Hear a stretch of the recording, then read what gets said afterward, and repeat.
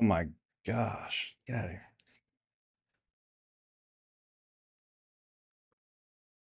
Wow. This freaking price action today is insane. I've been in a buy on my Forex. Like, dude, come on after this. Just push up. Push up. It's freaking nuts. I thought I was going to take this crap out up here. Maybe if I move this out of the way. All right, what's up, everybody? How are you doing? Hopefully, you're doing good. I don't know why I'm talking like that. It's probably because I was doing so good and then I kind of did something dumb. Well, not really. I kind of bought the top ish, thinking it was going to spike up to here real quick. You know what? I wouldn't take back what I did. I trade Forex a little bit differently. So very interesting. I can't see my stream. Here it is. I got to try to find my chat room. Oh no, am I not streaming right now? Hold on. Am I not streaming? Oh wait, I'm under a different username. I'm a new person. I have never done this before in my life. It's going to be one of those days, guys. No, I am so like ready. Wait, what do you mean? YouTube has courses? It says new course. That's crazy. There we go. Now I'm to the right area, I think, if it loads. There it is. Now I'm loaded. Hey, what's up? Steve Norby, what's up? Man, it's so much. You know what? I had to restart my computer froze last night. I had to restart my computer and like literally I had to redo everything. And I always forget like after I come from a walk, I got to like reset it up and I'm like, dang it. So I apologize. I'm a little late. I'll just go over again. This is spring break weekend. My daughters are off to a 3-day Christian worship thing, which is pretty cool. Bob, brother, what's up? I'm looking at buys right now too. Eyeing a quick scalp. Wants a 3M gap inversed, and then eyeing a nice buy. Wants the 15-minute fair value gap. Gets inversed up 1,400, 3,000 in profit. Dude, come on, Griffin. Come on. Brian, there you are, buddy. Steve Norby, good to see you. Let me push this out to everybody. Let's kind of get this thing going. As you're coming on, say what's up in the chat. Say what's up. Dude, how is this not pushing up? I know we're like quad witching today. Quad witch session, so be careful. Don't go blowing accounts today. You're only allowed to ride the institutional wave, okay? That's it. No little bullcrap scalps like I'm in right now, which was doing fantastic. I'm just like break even now. Unless it shoots up, then I break even-ish. Or maybe a little loss. I was trying to just go crazy with it, like taking down the market, because that's what we do. No, it's not what we do. We just chill. We wait for the best setup, Bob. Hold on, I'm looking here. Why can't I find what I'm looking for here? I feel like there you are. There. Nope. There you are. I have way too many projects going on in my thing, and then I pushed the wrong thing anyways. So there's that. I could talk to myself all day. You guys see nothing. You guys have seen nothing. Trading live right now. Boom. I'm going to send that there. I'm going to put it on my Facebook. The Book of Faces. See if we can get this to push up. And then we'll look. Trust me, you don't want to be looking right here.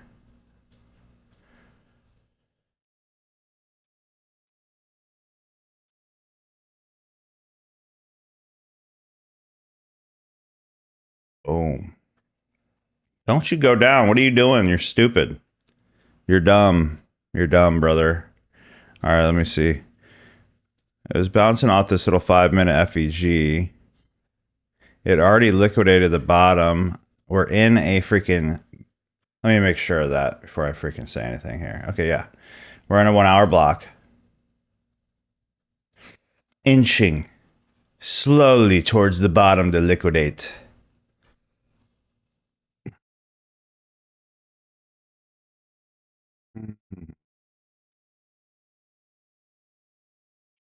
I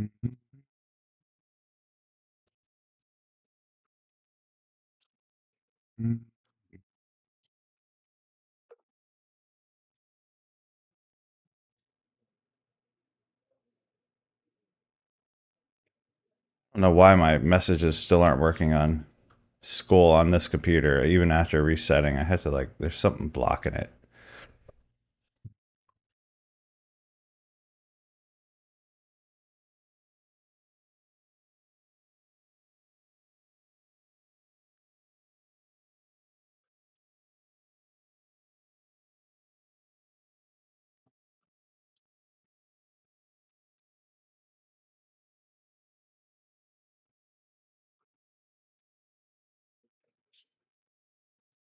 Just posting this out to everybody, guys.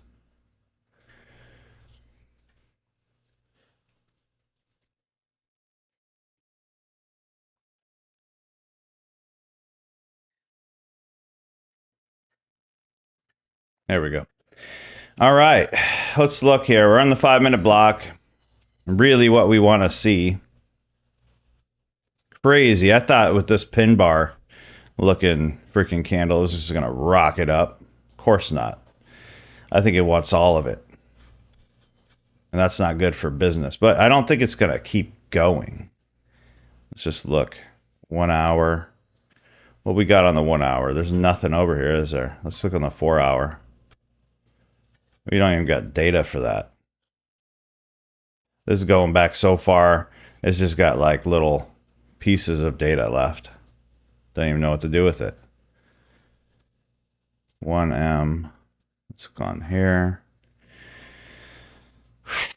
All right. Well, on the one, it looks good because like if it's just like building up some liquidity to rock it up, that'd be kind of sick, right? Let me look at you guys. There we go. All right. There's everybody. Okay. Donnie Vineyard, what's up? Hello. Hope all you are having a great day. Absolutely. Thomas, killing it on the, here's the funded. Where is the funded? Am I even logged in?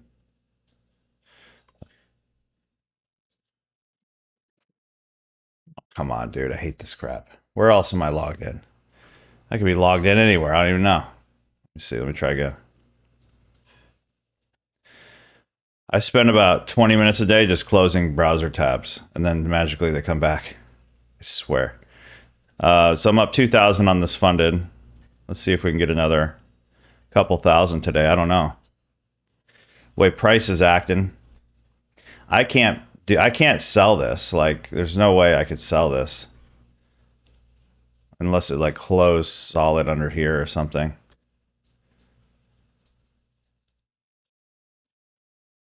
And then if it closed solid, I'd have to wait for a pullback, take some liquidity, then pull back. So the best bet is if we can get above this FEG or even a 3 minute FEG. There isn't one. We are quad witching today, guys. Let me give you the exact definition of that. It's basically the rollovers of 4 different. Oh, jeez.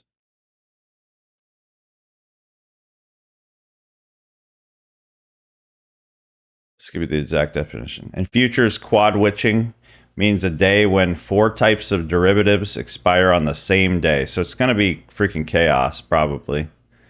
Usually causing extra volume, volatility, and weird price action. So that's what we're experiencing right here.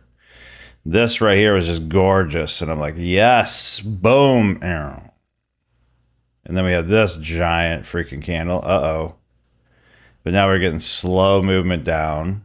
So we'll see what happens here. And then hopefully we just get a smash up. That's the goal. I mean, maybe if I put a rocket here, we can get what we actually want. Let's see. Let me find some kind of a move here. I don't know. I like the wick. It doesn't mean anything today, though. It could just shoot straight down. If you're like on the verge of passing a challenge or something, you might want to just stay out of this market. You know? Just going to be honest with you.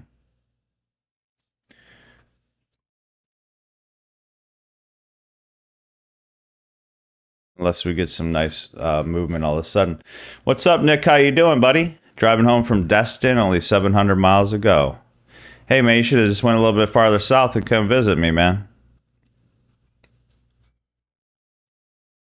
Hey, Bob, what's up? From Joseph Ford, my guy. Oh my gosh, I love my Joseph Ford. He's awesome.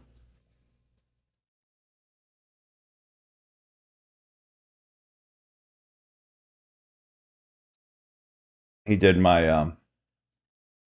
By the way, I messaged you in your Telegram. You probably just weren't interested or something, but there's always ways to work with me more, bro. So just hit me up. Let's see. Oh, this is funny. I try not to look at my Telegram because it starts throwing me off. Because I'll be like, "Whoa, that was a curveball." Oh, that person said that. It's like literally nonstop. Like, and then sometimes it's amazing. Other times it's like, "Oh wow, that person got funded 200,000." Oh, by the way, we got freaking Michael Pilkington, one of my one-on-one students, literally at 400,000 past funded capital. Joseph Kuzmarski, one of our one-on-one students, is about to get a big freaking, I think $3,000 to $5,000 payout, which is beautiful. Awesome, Bethany. How are you, Chelsea McCoy? Good morning. I saw you pushing that baby around. Good for you. Good for you. I missed that age. That was amazing. Now they push me around, or they try to. I bet you call me Jay Buckets. Either you and your husband are exactly the same, or you're Alex under Chelsea's account. I don't know. Either way, I think it's cool. Eric Smith, market is wonky today with a triple witching. Is it triple? I thought it was quad. I don't know. I'm just reading what everybody's saying. It says stock index futures, stock index options, single stock options, and single stock futures. So I posted as quad. Maybe I'm wrong. I don't know.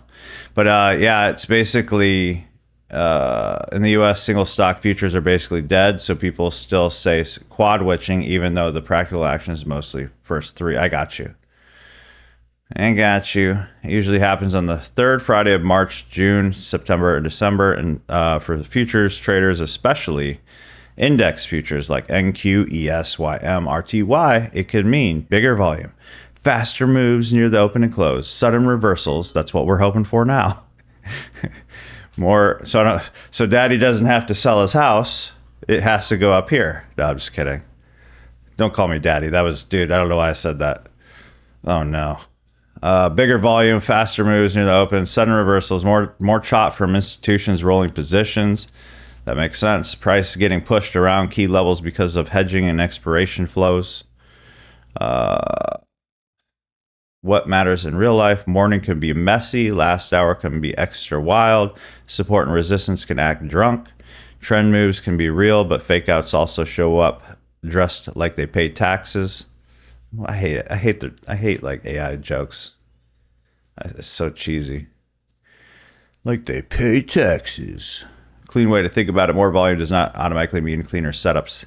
Let the market slow down. Show its hand first. More careful. Okay, I'm done reading that.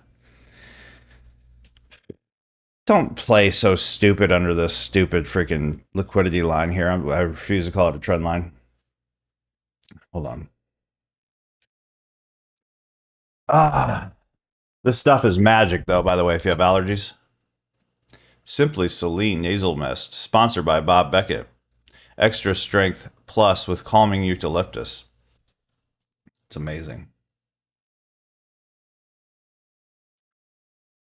Not really. No, it's really amazing that I'm not sponsored, obviously. All right, here we go. Good afternoon, Tyler. How are you, Nick? I should have. It was pretty cold. Oh, I don't know what's going on. You should just went south. Yeah. Well, my issue, that's literally my problem with Destin and anything up in the panhandle up there. I have no idea. No offense to anybody. Me personally, I have no clue why anybody would move there. It's so pretty, yeah, but then it gets cold. It's you might as well live in like I don't know, freaking South Carolina or something. It's like South Carolina with a beach, like a really nice beach, not Myrtle Beach. No offense to Myrtle Beach people. I went there on my honeymoon. Heck, that was 20 years ago.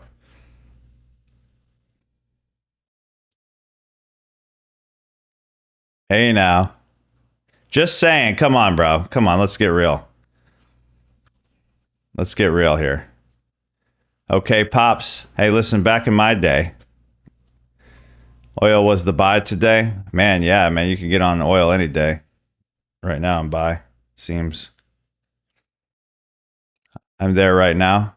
Where are you at? It's just like, all right, so I live in Florida. So it's like I have no problem with that area, especially the summer, but like I wanted to go to Florida to escape all that. Okay, cool. I mean, Myrtle's better than nothing, honestly. Heck, you know where they this is true story. Where they built that sky wheel.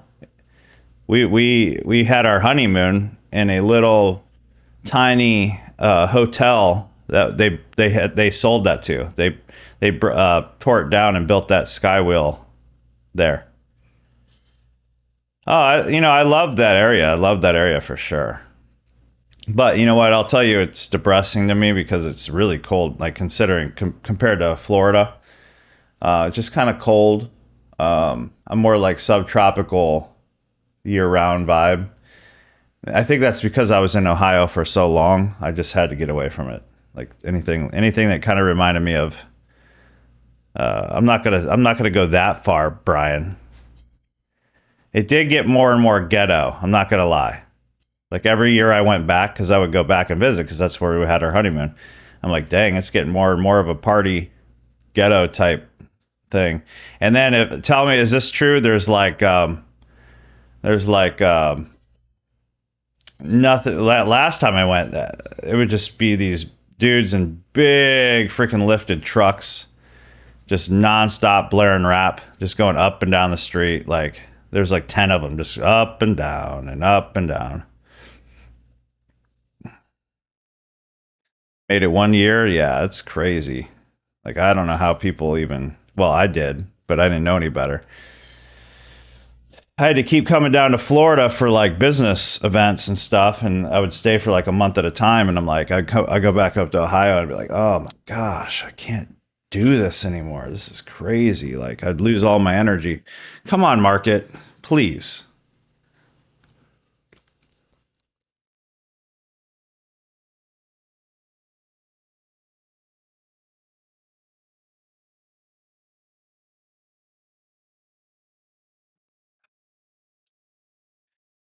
This is so dumb.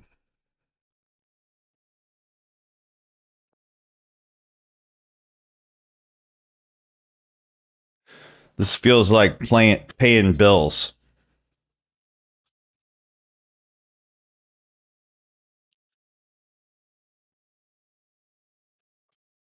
Oh my gosh, dude. I looked at a paper. My wife likes to put like bills and papers on my desk, like just opens them up, right? I look, I look, and at the very top it says, well, you won't be able to see it. He said, there it says United States of America Federal Trade Commission. I'm like, oh shoot, they got me. And it's half of them are closed, yeah. But it's actually a check from a lawsuit going after a company that I was involved with years ago, back in 2019. They just sent a random check. I've been getting random checks from people getting sued. It's kind of crazy. So it's always nice to get a check back from the FTC versus like, you know, you know what I'm saying? Oh gosh.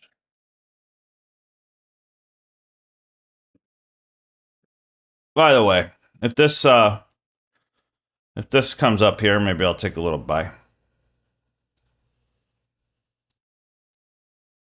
I'd like it to, but I don't know, man. The way I blame this on Bethany today. This price action.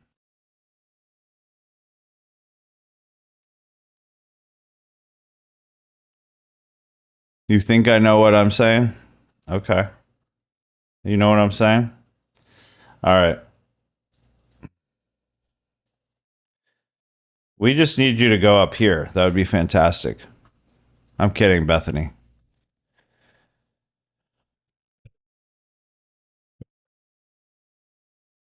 You got to blame somebody. It's freaking unreal. I'm in a Forex trade that's not doing good.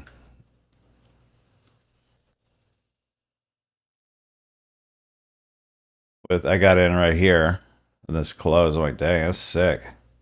That is a smack. And I go, I know what I'm saying is that.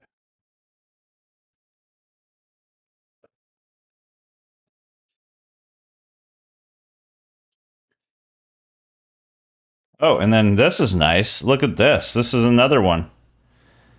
Wow. Okay, let's hit these people up. It says, after unsuccessfully trying to contact you, Payoneer has transferred your $5,010.48 a refund into a third-party trust where it's being held on your behalf.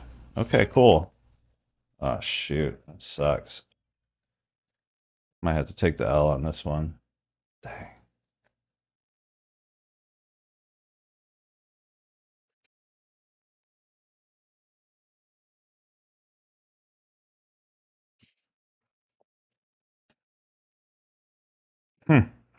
So that company wants to pay me $5,000. There's another one over here. This is nice. All right, I'll take all this. I will take it all. All right, here's a FEG right here at least. Don't love it though because it's under this thing. They might as well take the rest of it at this point. I don't watch a lot of TV, man. I'm sorry. I wish I know it sounds like I should know that, but now that I live in Florida, I watch no TV. I'm just gonna be honest with you. Now that I could go outside and get sun all year, I don't forget. Just messing with you, bro. Coach Bethany already take all the money out of the market today. Yeah, exactly. That wasn't in Power Network. I mean, David Wood's my old friend. He actually he interviewed me like last year on his wall. He's a funny guy. Let's see.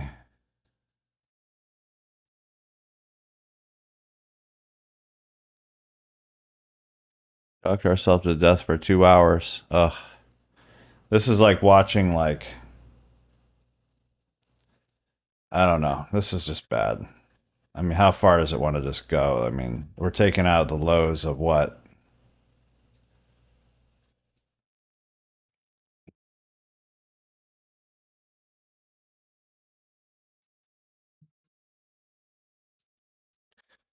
Mhm.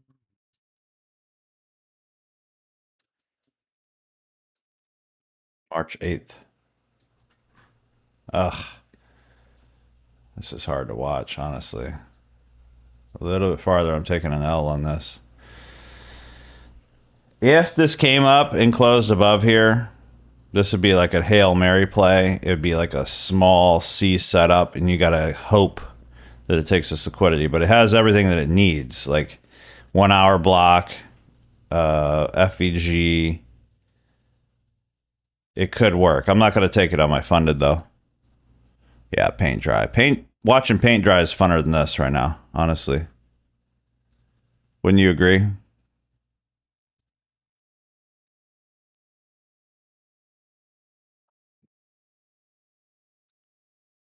That's just freaking dumb, dude. Oh my gosh. Shoot. All right. Screw you, market.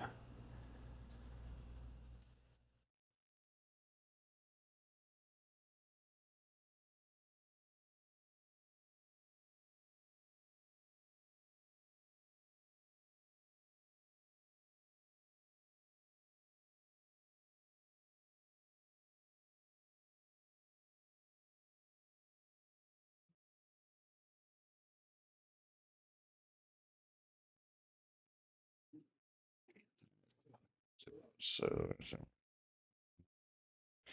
for real.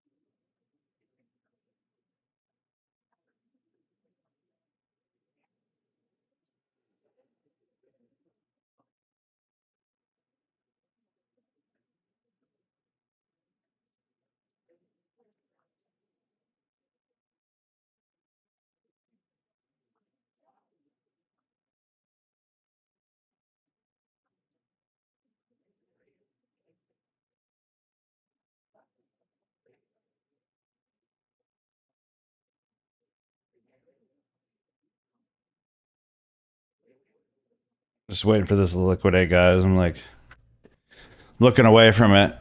I had to get out of that forex trade I was in. I got in right. Where was that? Where did I freaking get in at? Dang. Oh,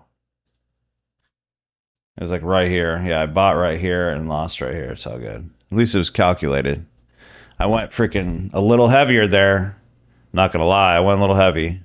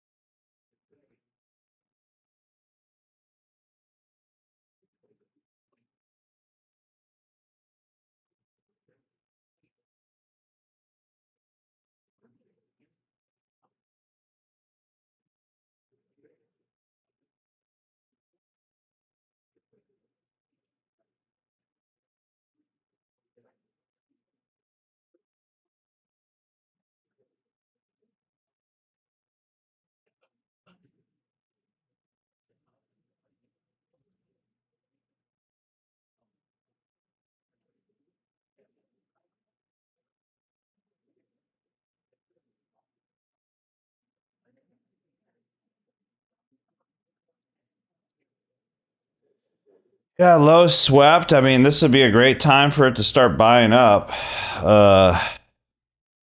Technically, I might take a stab at this, honestly, right here if it closes above this FEG right here. It's a riskier B setup trade.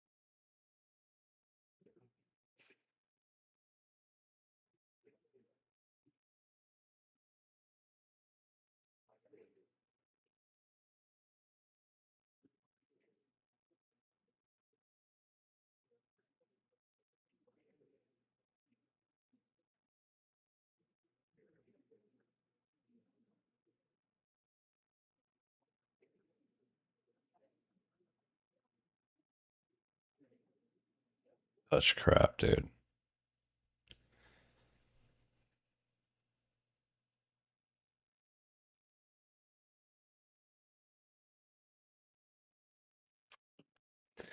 Let's see if she pulls back up. I don't know. Let me kind of calculate this risk right here.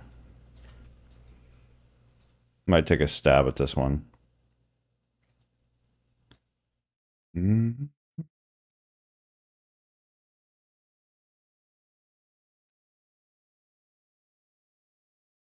It'd be lower risk though.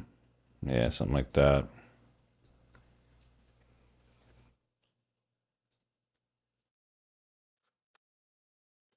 11 a.m. candle.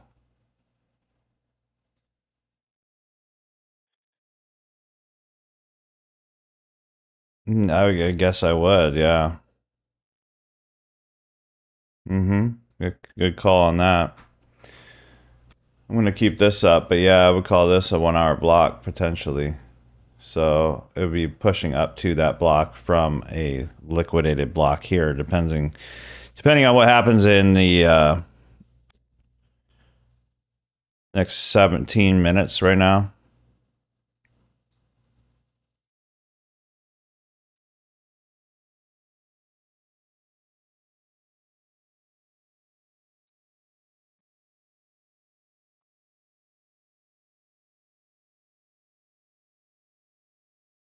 Even if it, well, yeah, so that makes it weaker. So if it wicks this, I still consider that one, but it's just weaker, right? So it'll probably still have a reaction off of it, but it most likely would be pushed through, depending on what happens with this close right here. So the next 15 minutes, we'll see.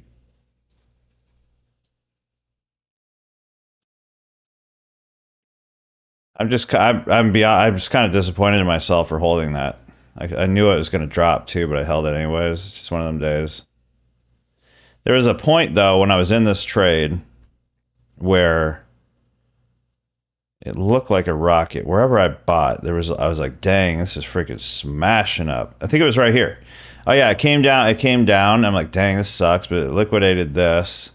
And then it started getting this nice momentum up. I'm like, dang, it's gonna rock. I put a rocket out for myself, and I'm like, all right, it's coming. And it goes, nope, nope.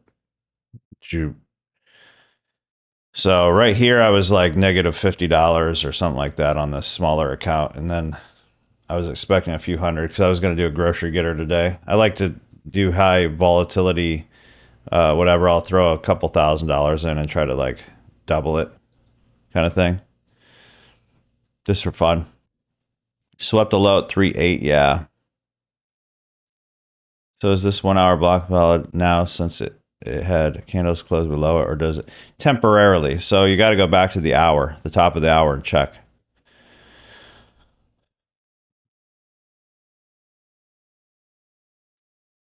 Okay, good. So it's not just in my head. It happens, you're gonna lose some trades, whatever. It was just like the worst part about that trade, it was just like a slow until right here. Like I'm thinking, oh, okay. It's building up to slow liquidity to take out immediately. Nah. It was just like Nope, screw you. It happens. I mean, but yeah, this whatever this witching crap. Blame it on the witches, right?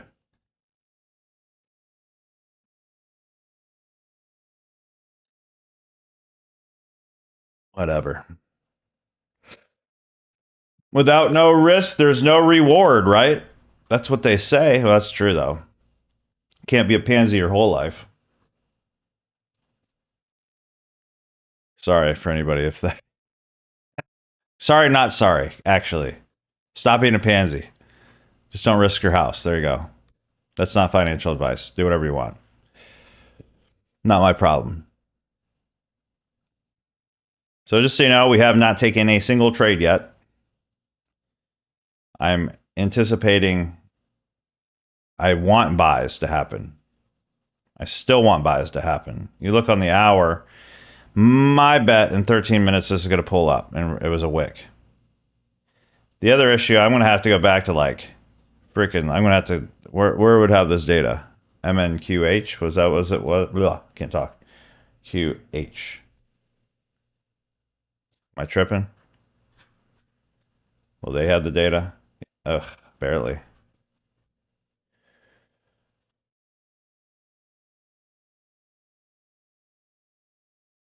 I can't really trust that data. Risk it for the biscuit, says Alex. We let the market come to us. Yes, we do.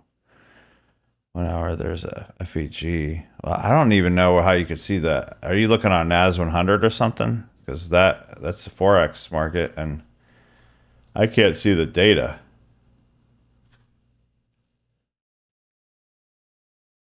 Ugh. Well, there's another one, unless I'm tripping. November? Okay. Let's see. Let's see what price is over on futures. We're sitting at 23,953. Yeah, it's way off. Different, totally different, huh? I don't know how you're seeing the data.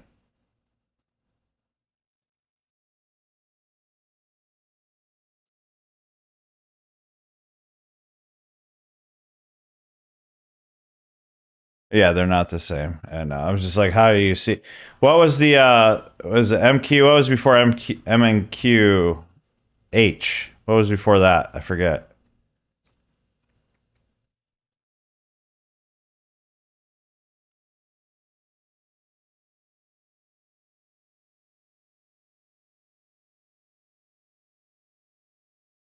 Can't even go back that far, anyways, huh?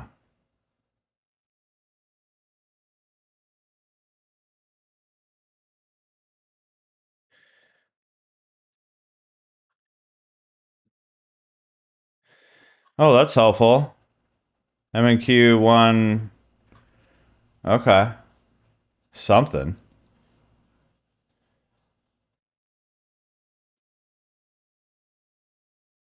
Took on 1 hour.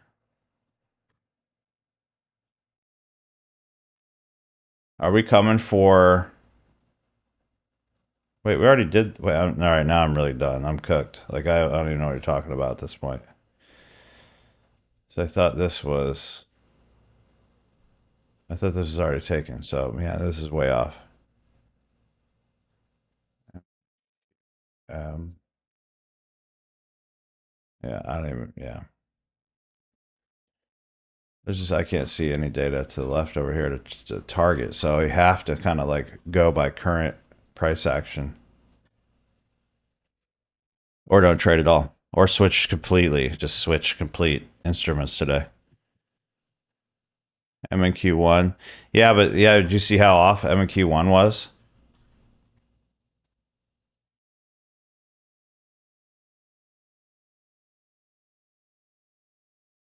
Look at that. MNQ1 hasn't even taken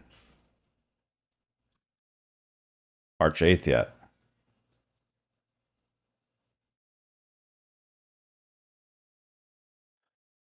We already took March 8th on MNQM. Open top step. So, but then which data do we follow? You know, we're only as good as our data, they say, right?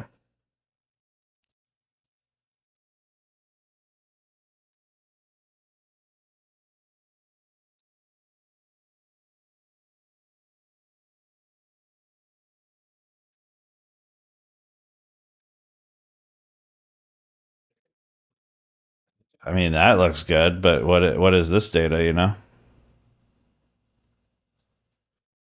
Hopefully it's bouncing off this right now if that's accurate.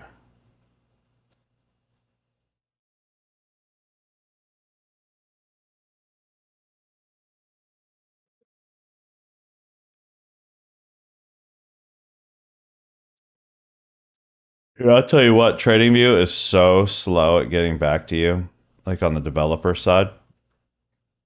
I would have been completely done with my backtesting stuff. I mean, I hope this is accurate. If that's accurate, we're golden.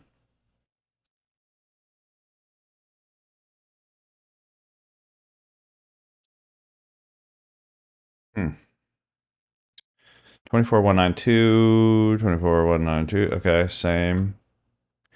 Like I said, my guess and my hope is that this wicks and closes here, and then we start buying up.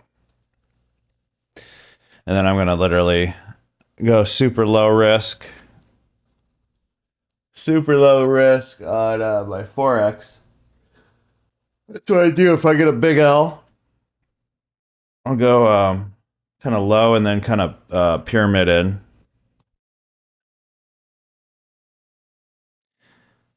My wife was going to make me food and she left.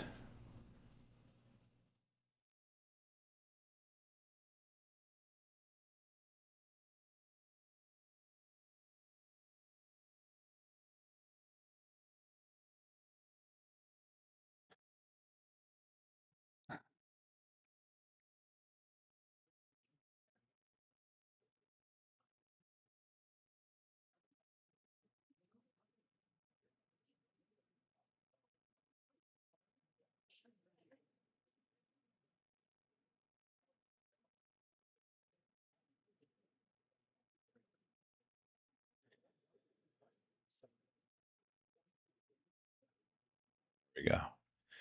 Stop the madness.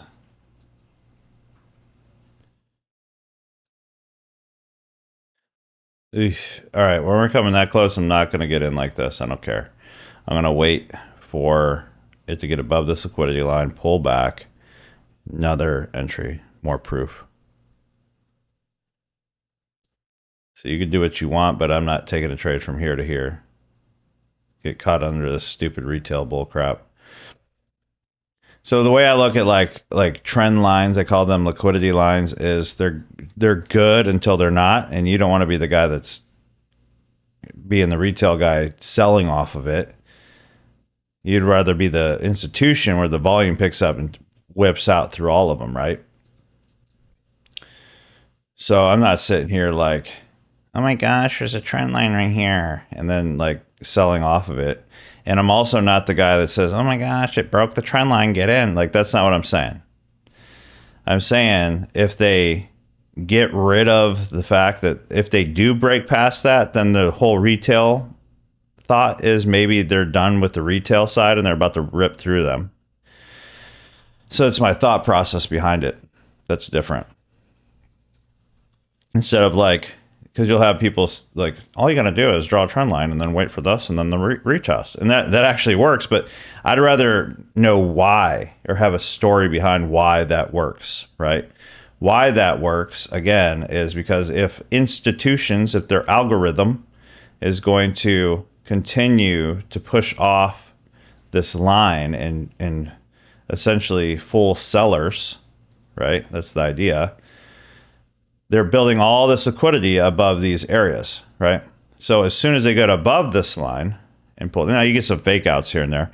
As soon as you get above this line, that kind of tells all the retail traders like, oh, maybe we should stop selling. And then it's kind of like maybe the institutions aren't protecting anymore. So we come back and then maybe there's an FEG here or some kind of break of structure, some kind of proof to re-enter. And then we attack the liquidity. But you have to wait, because I guarantee you there's probably 20 people in this channel that just sold right here. And then you have to put on your like little and then it works. That's the problem. It'll work. And then you like tell the wife, you're like, man, see, I'm such a good little retail trader. And we're all retail traders. You get what I'm saying? I'm not making fun of retail people. I just think it's a wrong mindset. Right? You want to be the guy that walks a little bit different. Like you walk out, and I always say this, you walk out, there's a difference about you. Your wife has like the palms ready. She's like feeding you grapes, you know, that kind of thing. Then you have to ride. You have to go for the liquidity. This is all serious talk. You don't want to be the, if you take this right here, right? Like you're the woman of the house. Did I say that out loud? Did I say that out loud? Ooh. Did I say that out loud? Oh my gosh. Oh my gosh. The simp. This is the simp. The simp move. There we go. I offended some people. Smitty's like, exit out of trade.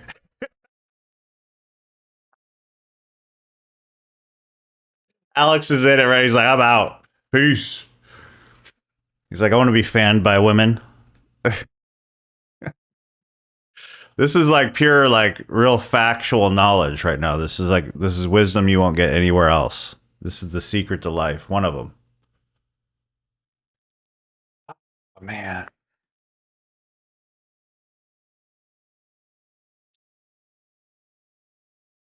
Let's go, Smitty. I just picture like the person that got in right here. How do I even show this? Let's see.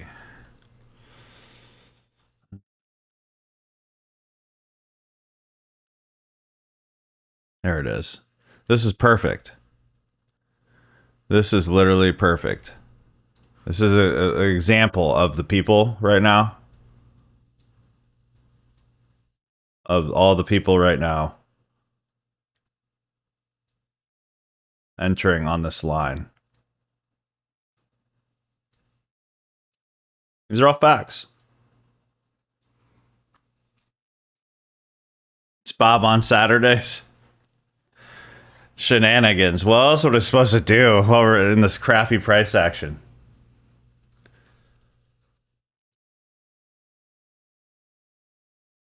Team Simp, let's go. You talk through everything in the white sheet form. I don't even know what you're talking about, actually, but I appreciate you being here. No, I'm not. I'm not that good. I'm just good at price action. TikTok with Bob Beckett. Yeah. Now put AI Bob on the top of them.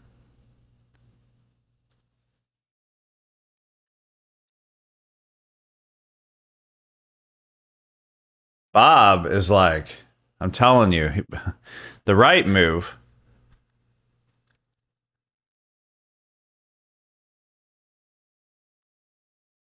Can't be graphic here.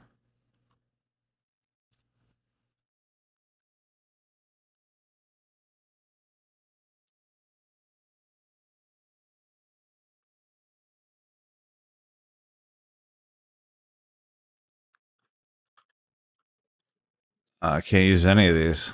Dang. Oh, the white 1 hour block.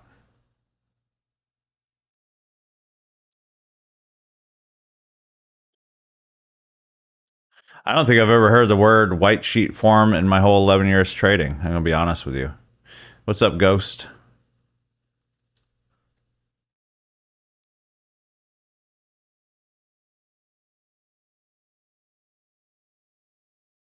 Not even going to try to act like I know what that is. Good job, Donnie. Donnie ain't one of these guys. Look at that. He attacked. He's a beast.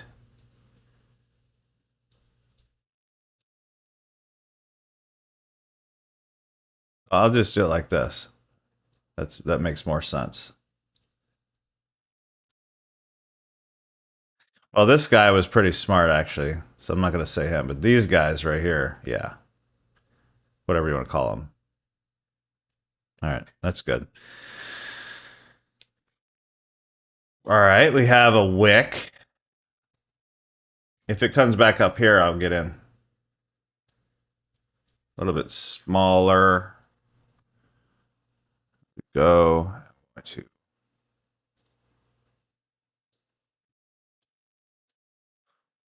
Tinkerbell. Why is he over here anyways? You don't even know. He doesn't even know where to stand.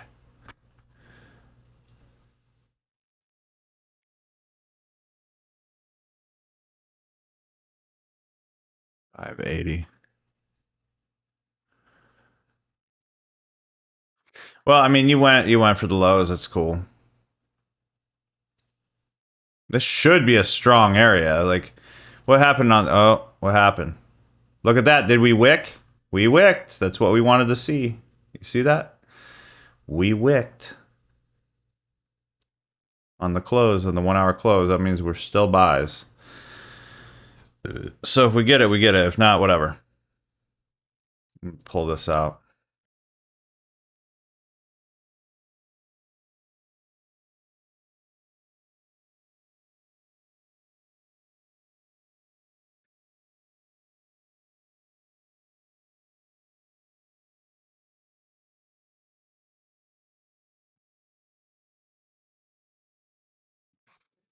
I'm going to get this trade ready.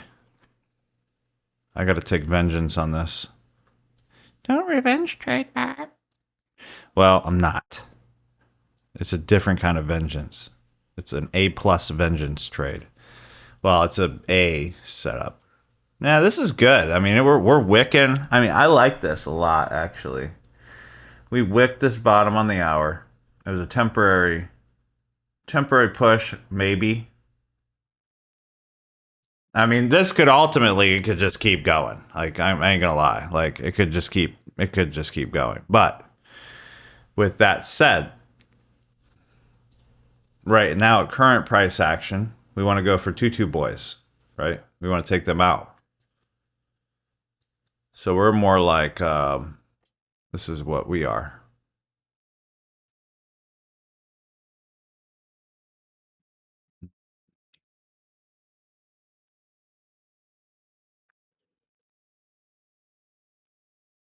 This will work. No. I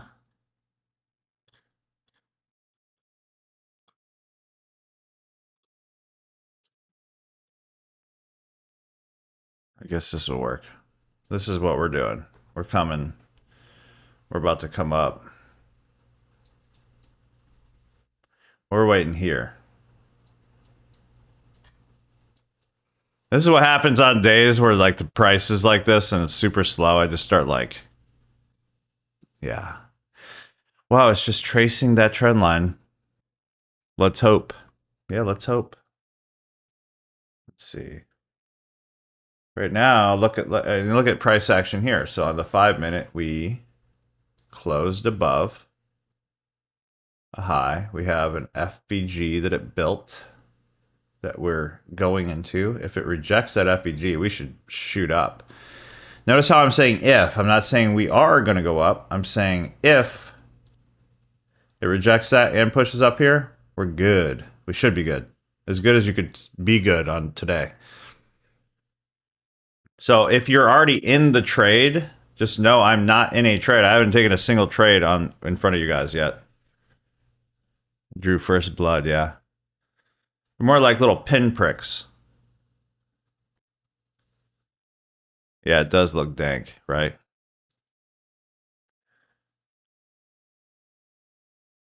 Green all week. That's good, man. Yeah, we killed it this week. Absolutely killed it this week.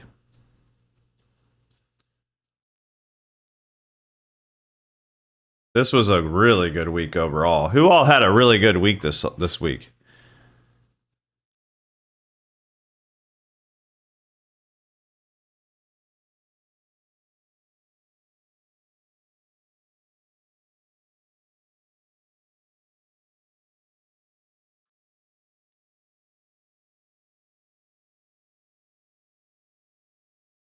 I had a good week. We got funded another 150K on Apex. We're up profiting 2,000 on that one. I did really well on my funded accounts. I did really well. You know, just so you know, on my Forex accounts, I lost basically what I earned at the beginning of the week. I went heavy thinking it's going to freaking go out. But I'll do that. I'll like kind of compound it that way. Here we go. Look, Rambo's coming in, I think. I think Rambo's coming in.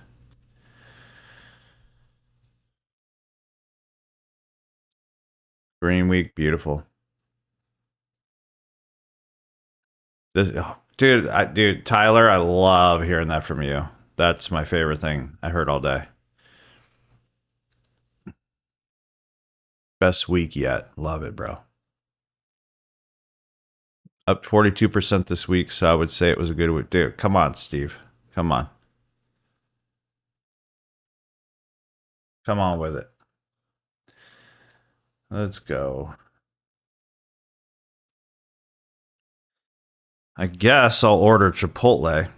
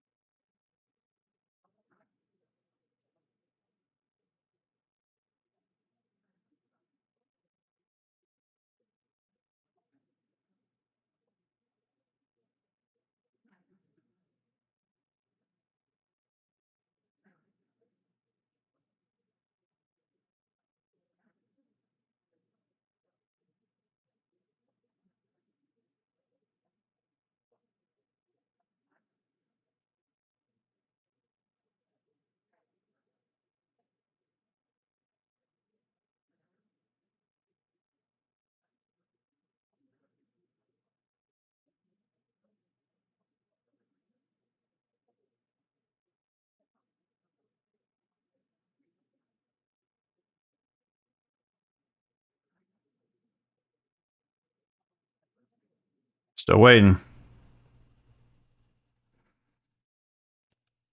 I gotta make a decision on how much I want to risk on my Forex account. Let's see.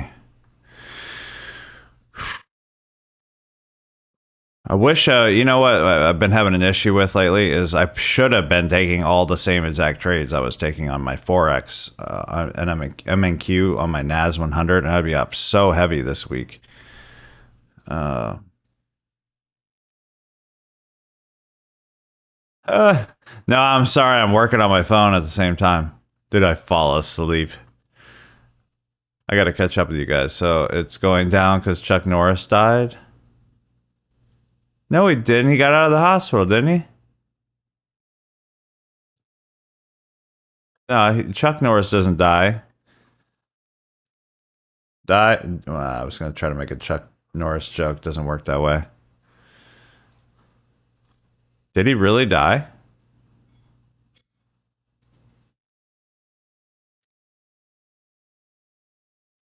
Now you're freaking me out. All right, hold up. I thought he got out of the hospital.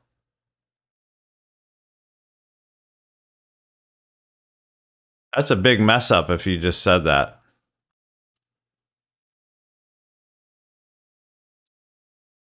Oh, he died. He's gone.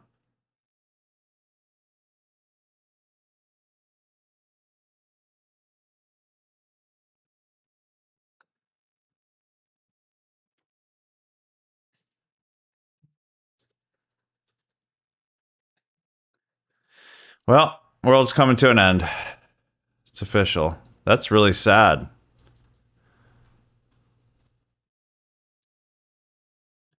Dude, that's sad. I mean, he lived a good life, I guess. He lived long.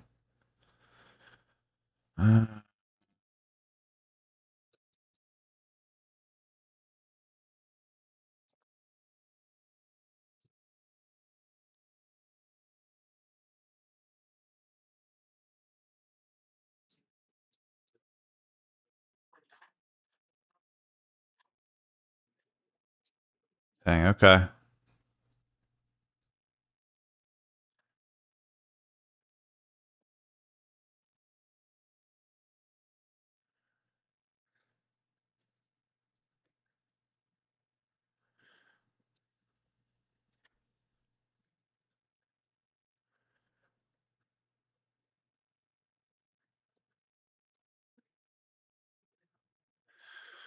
Well,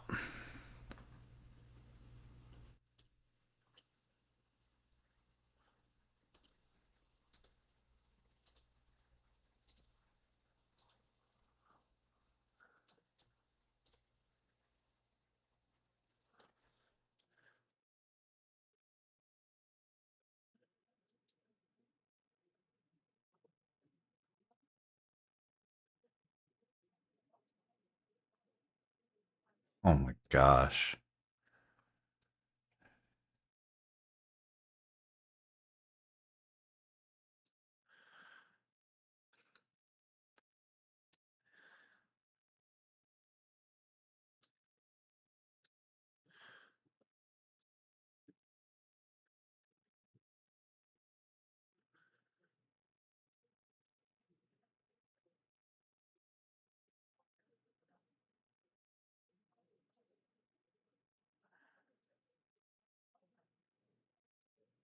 Reading some like Chuck Norris things. Chuck Norris didn't pass away. He just roundhouse kicked his way into eternity. Death didn't take Chuck Norris. Chuck just looked at heaven and said, "My turn." Chuck Norris never lost his battle with life. He just finished the final level. I love that. Even at 86, Chuck Norris wasn't getting older. Time was just trying to keep up. Oh, man. Chuck Norris didn't leave the world weak. He left it legendary. Heaven didn't gain an angel. It gained security. Chuck Norris didn't need saving in his final moment. He probably told the paramedics, "I got this." Chuck Norris didn't fear death. Death was probably nervous making the introduction. Oof.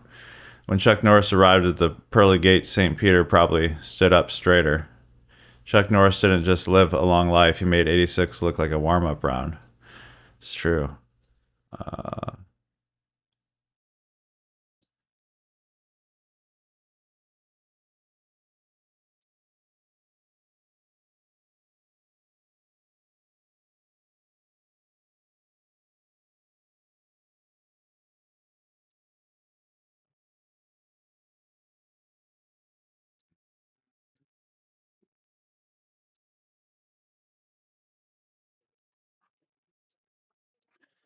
Can we get some gosh dang bulls pulling up in here? Come on, this is dumb.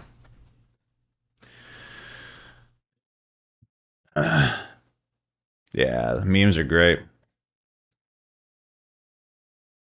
Right. So that's good, Nick. They got him while he was no way. The guy was awake. Would have punched him with the fist under his beard. Yeah, 86, amazing. If I correct me if I'm wrong though, I could have sworn I saw like recent videos of him doing like pull-ups and stuff, which is pretty awesome.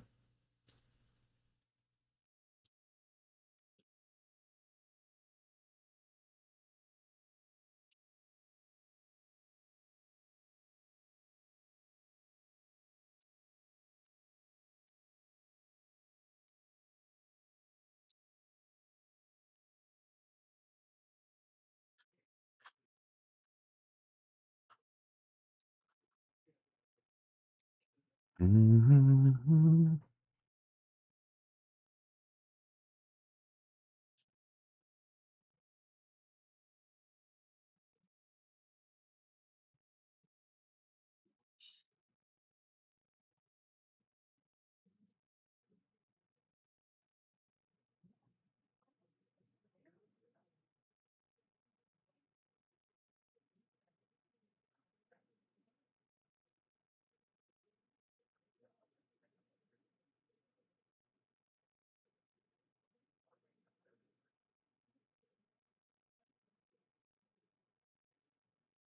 I think we're about to push up, guys. Come on.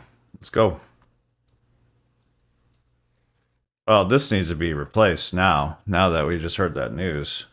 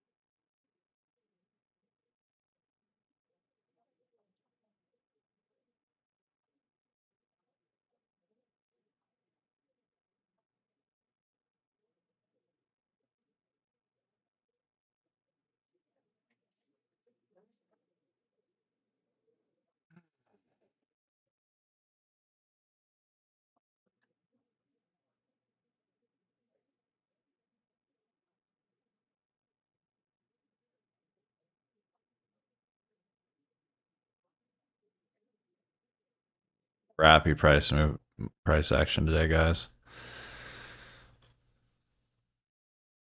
Right when I say that, we get some volume. Maybe I just keep saying that. This price action is so bad. Man, it is so slow.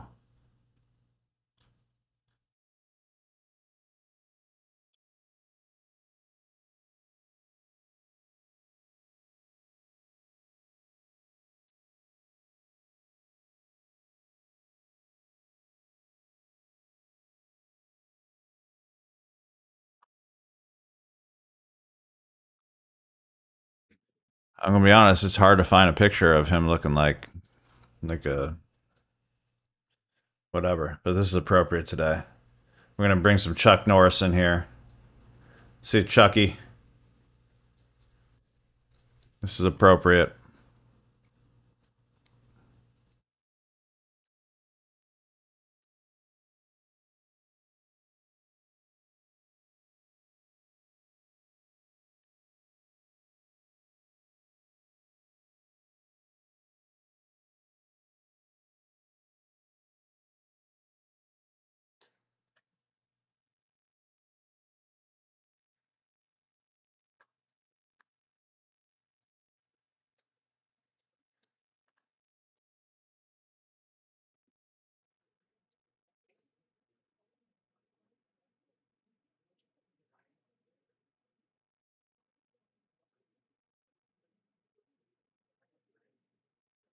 Oh my gosh. All right, we wicked out the bottom. All right. Let's see if she keeps going, but wow, what is this? 221. What happened right now, guys? Is there any news or something?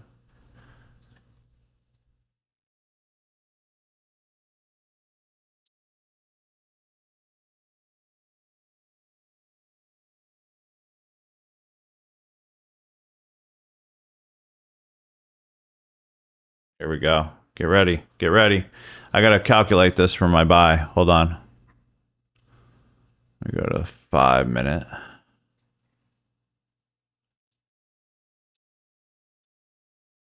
Going to rest. Where's my negative? $17. I went from. Oh, wait.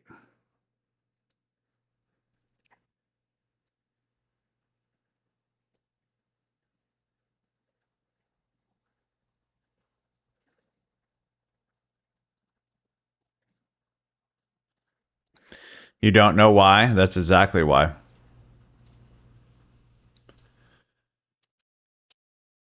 I'm actually not going against it until we see price actually do it. So I'm not like just getting in. But because there's so many people in trend, there's all the liquidity above it. You know what I mean? I don't want to sell it either because I'm this guy.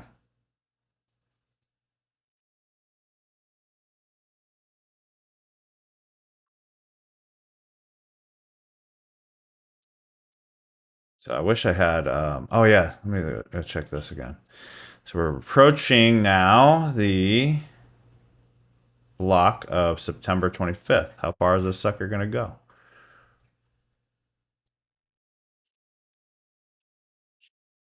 Next one would be, oh sorry, September 2nd and September 4th. Might as well pull up the last one too.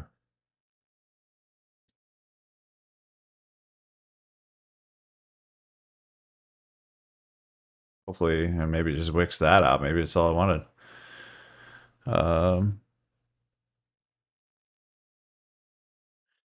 Well, I disagree because these shorts are from this liquidity is so long ago that the only people holding this, I mean, come on, think about it. How many people are holding buys from September?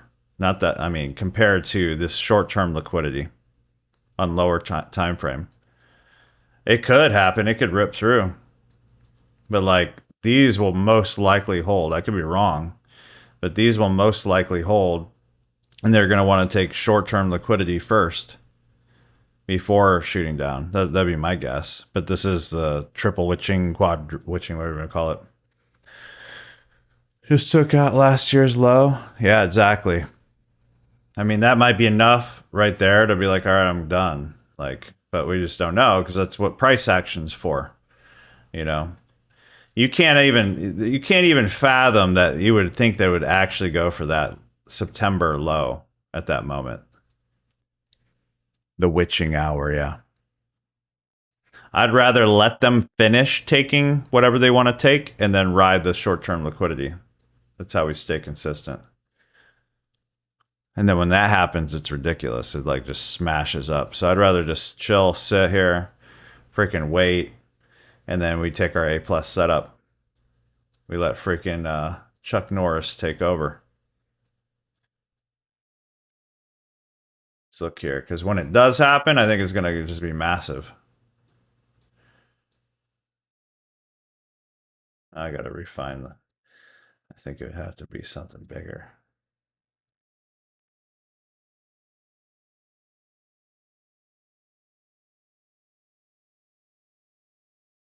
It's not the best entry, but it's closed above. Right? I don't even know where Chuck went. What the heck? Oh, there is Chuck. Chuck just keeps disappearing. There you are.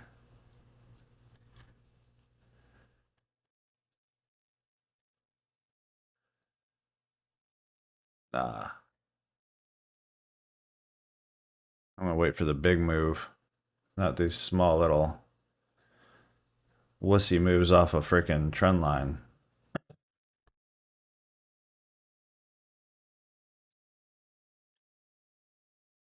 Now we're at the safest bet would be we're bouncing off this area, takes this high out, pulls back, and then enters somewhere in here. That'd be the best thing for me. He's Jesus' bodyguard. I mean,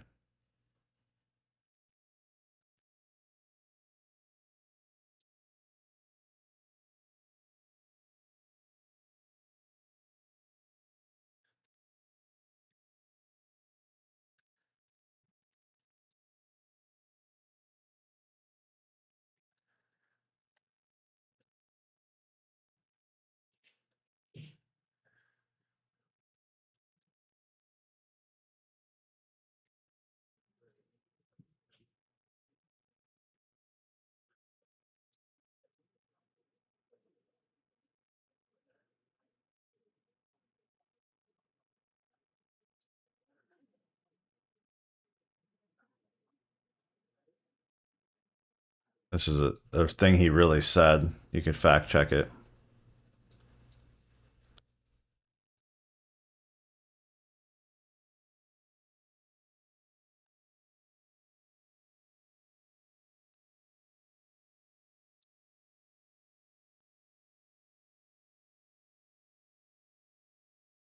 Right. He definitely wouldn't need one, but yeah.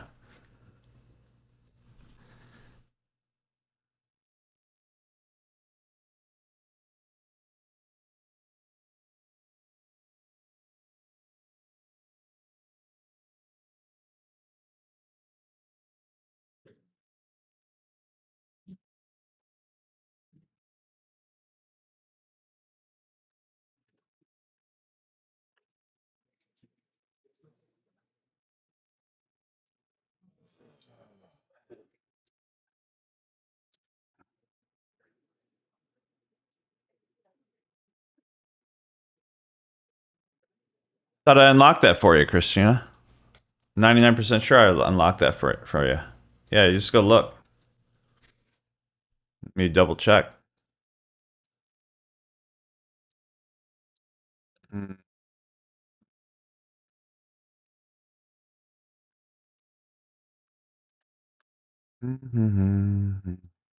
Yeah, you have it.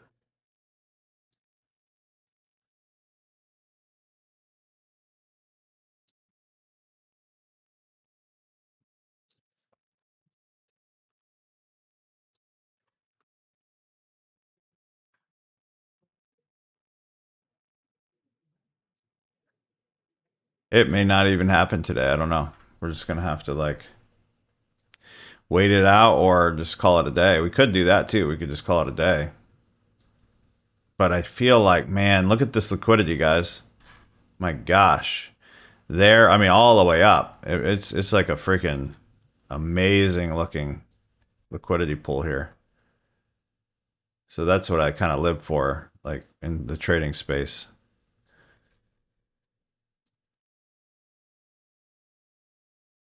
Yeah, absolutely. Way to push through it.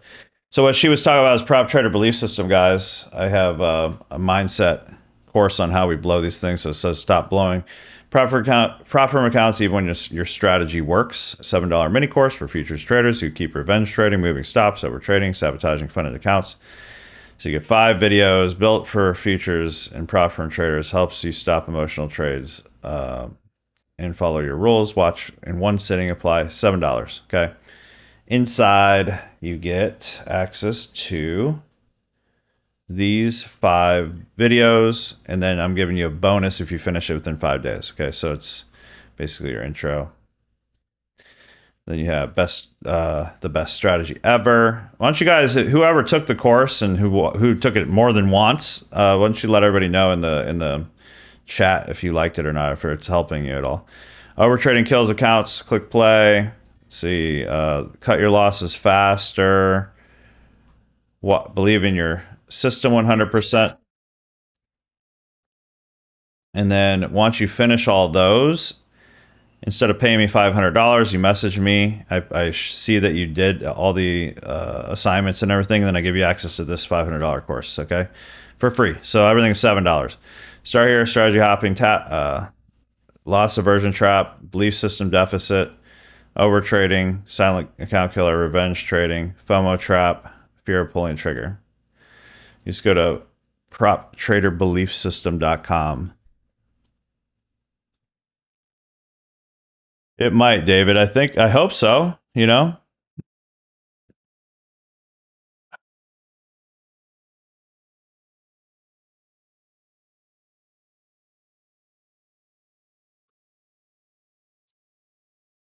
there you go.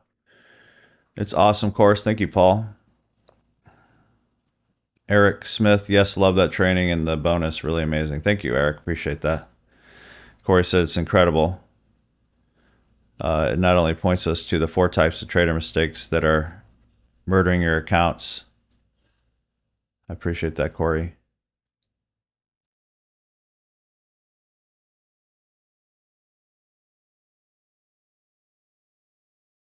Yeah, I took a walk and there was like 20 people mowing their lawns, and I'm just like itchy throat. I'm gonna grab I'm gonna grab some- You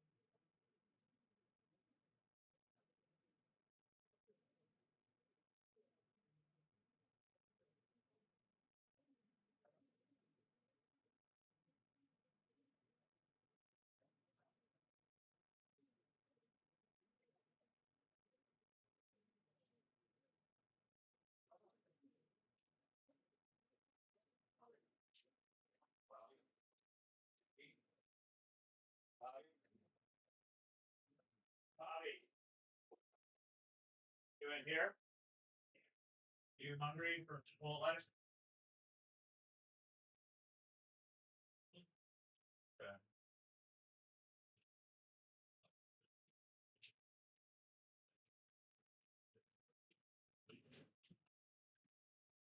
Come on, Chuck.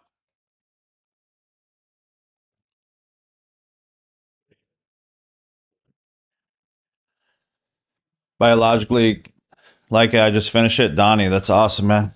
Thank you for sharing. M Star, what's up?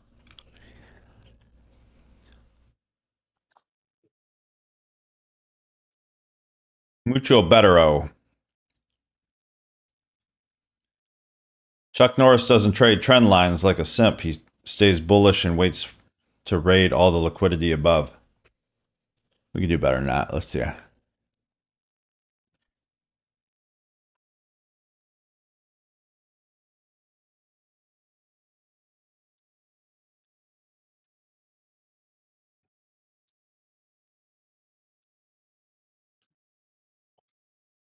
There's just too many heavy freaking blocks down here for me to sell. Like, look at this. I mean, we got these are all 4 hour blocks from like really old 4 hour blocks. We got 1, 2, 3. Like, it's really hard to get through a 4 hour block in general without having some kind of pullback. Like, it just usually doesn't happen unless the world's over, and that I guess that could happen. So the fact that we're not getting any kind of reaction yet just tells me they're just building up liquidity to go up. That's my thought.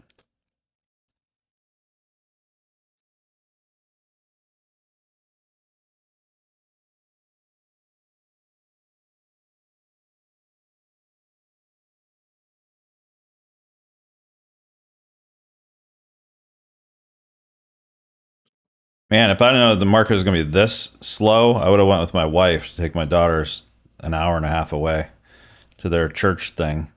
Oh well.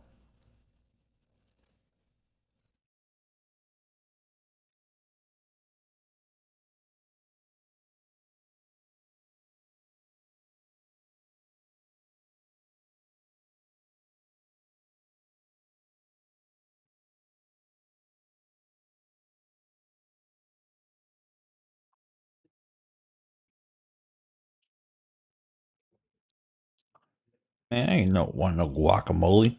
$3. That to me is the biggest ripoff at Chipotle.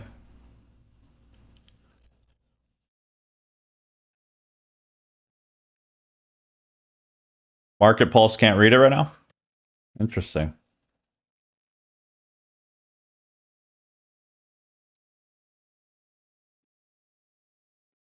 They're having a hard time right now.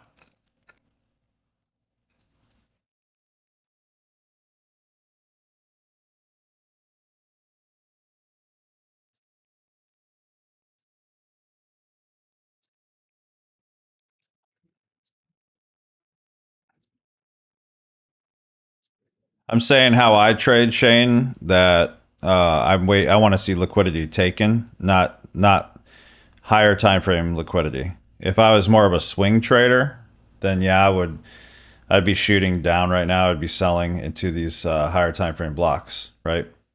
But to think on any normal stretch of imagination that it's going to break through all three 4 hour blocks is almost just not seen.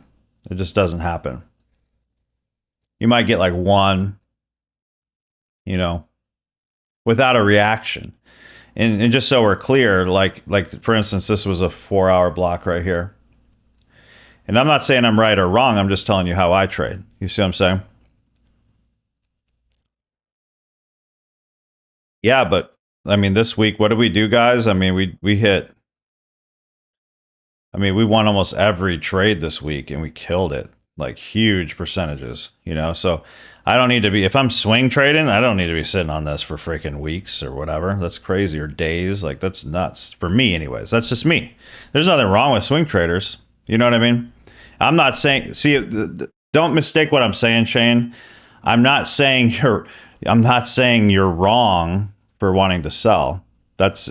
I'm just saying for my specific A plus setup, I like taking the short term liquidity versus the long term liquidity. So I want to see this like reject this area. Like any normal day, we would already had probably 2 or 3 awesome trades, or or at least been in and out, and whatever happened kind of thing. Yeah, it's a little off for me. So like for instance, like here's a 4 hour block right here. From here to here, we would have killed it. Like if I went back to this date on this time, we would have normally been taking buys right here, and from here to here, that was 24,566 to, I mean that was 150 points right here, right? We would have taken something like that. Now once this broke, and by the way, the next 4 hour block right here. Well, we would have had like a 1 hour block. Somewhere in here, we would have bought. This moved 319 to, so over 350 points, right? Yeah. Exactly. Yeah. Everybody has different styles.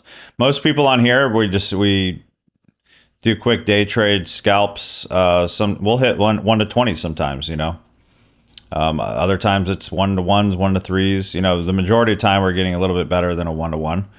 Our win ratio is like 80-90% most of the time.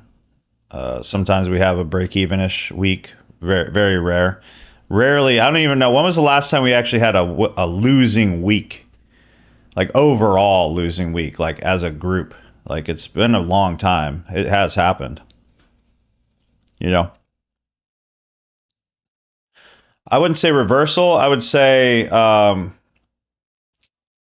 like my favorite type. I do both. I'm not gonna lie. I do both. I just play between 1 hour blocks. So like I just bounce between 1 hour blocks. You know what I mean? So like if I have an hour, and that's subjective too, because everybody's hour blocks are different. Like if you go look like online, I'll have to use this to show you. Let's pretend these are hour blocks. Like if I were looking at this, I would expect this to wick, and then I would still say this qualifies as a block. And then my next block up would be here. So my playing field, I would be on the short term looking to pull up to this block, right? But as a higher time frame, if I'm looking at higher time frame, yeah, I guess that would be a reversal up to here, but not an overall reversal ultimately. My favorite thing to see is, let's say these were hour blocks and it closes above the hour block, pull back. Now I'm back with trend, in my opinion, to the next hour block, right? So I'm just bouncing back and forth. For me, today is a terrific day. That's awesome. I don't like when the market's too fast or too slow. I'm glad you're killing it, buddy. Where's liquidity they will take located? Is it this 4 hour?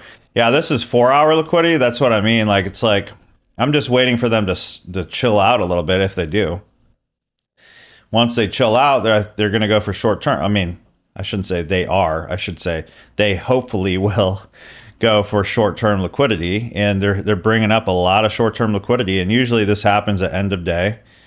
That's why on the members only, I've been doing like 315 to 415, and we usually clear out some kind of liquidity. Now, if let's say that it's not even that big of a move, but we catch one of these bouncing out of these 4-hour blocks, because eventually it's going to happen, you know, let's just say it was something like that, 35 points or something. Let's say it only took 50% of this range, didn't even go all the way up. That's still almost 1 to 4 right there, right?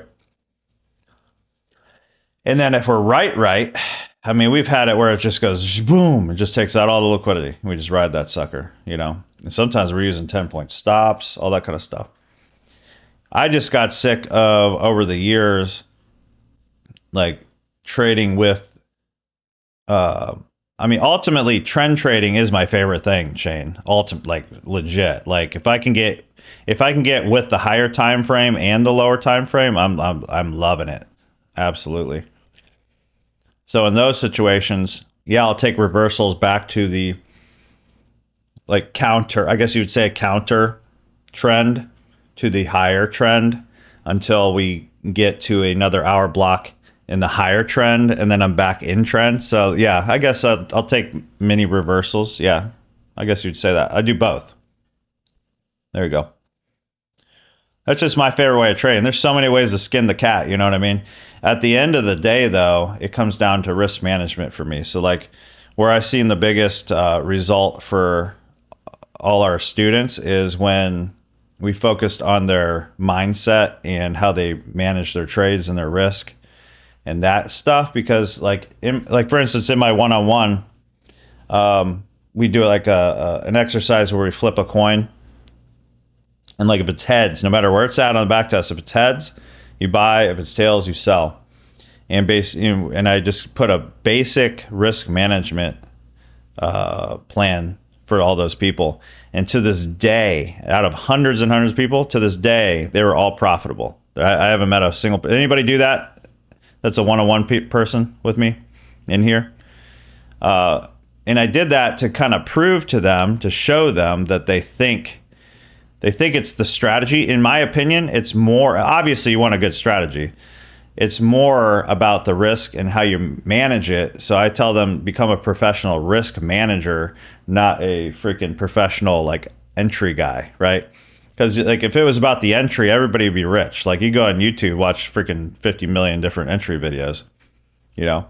And today, yeah, today it's just freaking flooding through. And if you were a more of an intraday, you know, swing trader-ish person, like I'm trying to look back to see if I would have done anything differently. Let me actually look. Let's see. Sometimes I'll look back and be like, dang, I didn't even see that. You're right. And I might have done it differently, but most of the time I'm pretty good with it, you know, like how I trade. All right, let me get rid of the simps. Those simps were for short term, okay? Little scalps. If you're a swing trader, obviously I'm not saying you're a simp. Once you could take losers and manage them properly with a decent strategy, should be absolutely. But nobody wants to talk about that either. Like anywhere I go online, I can't find anybody that actually talks about the risk. And like when I was watching people and learning, I would always be like, well, what did you risk? Like, what was your percentage? Like what, like that's the stuff I wanted to know. Because I for some reason, like, and that's what makes the difference between some people are taking the same trades and some people are killing it and other people aren't, because they're not teaching the risk element and how to manage the trade and how to, you know, and how to handle your emotions while you're in the trade and all that kind of stuff. So that's kind of like if I were to specialize in something, that's kind of like what I focus on, you know.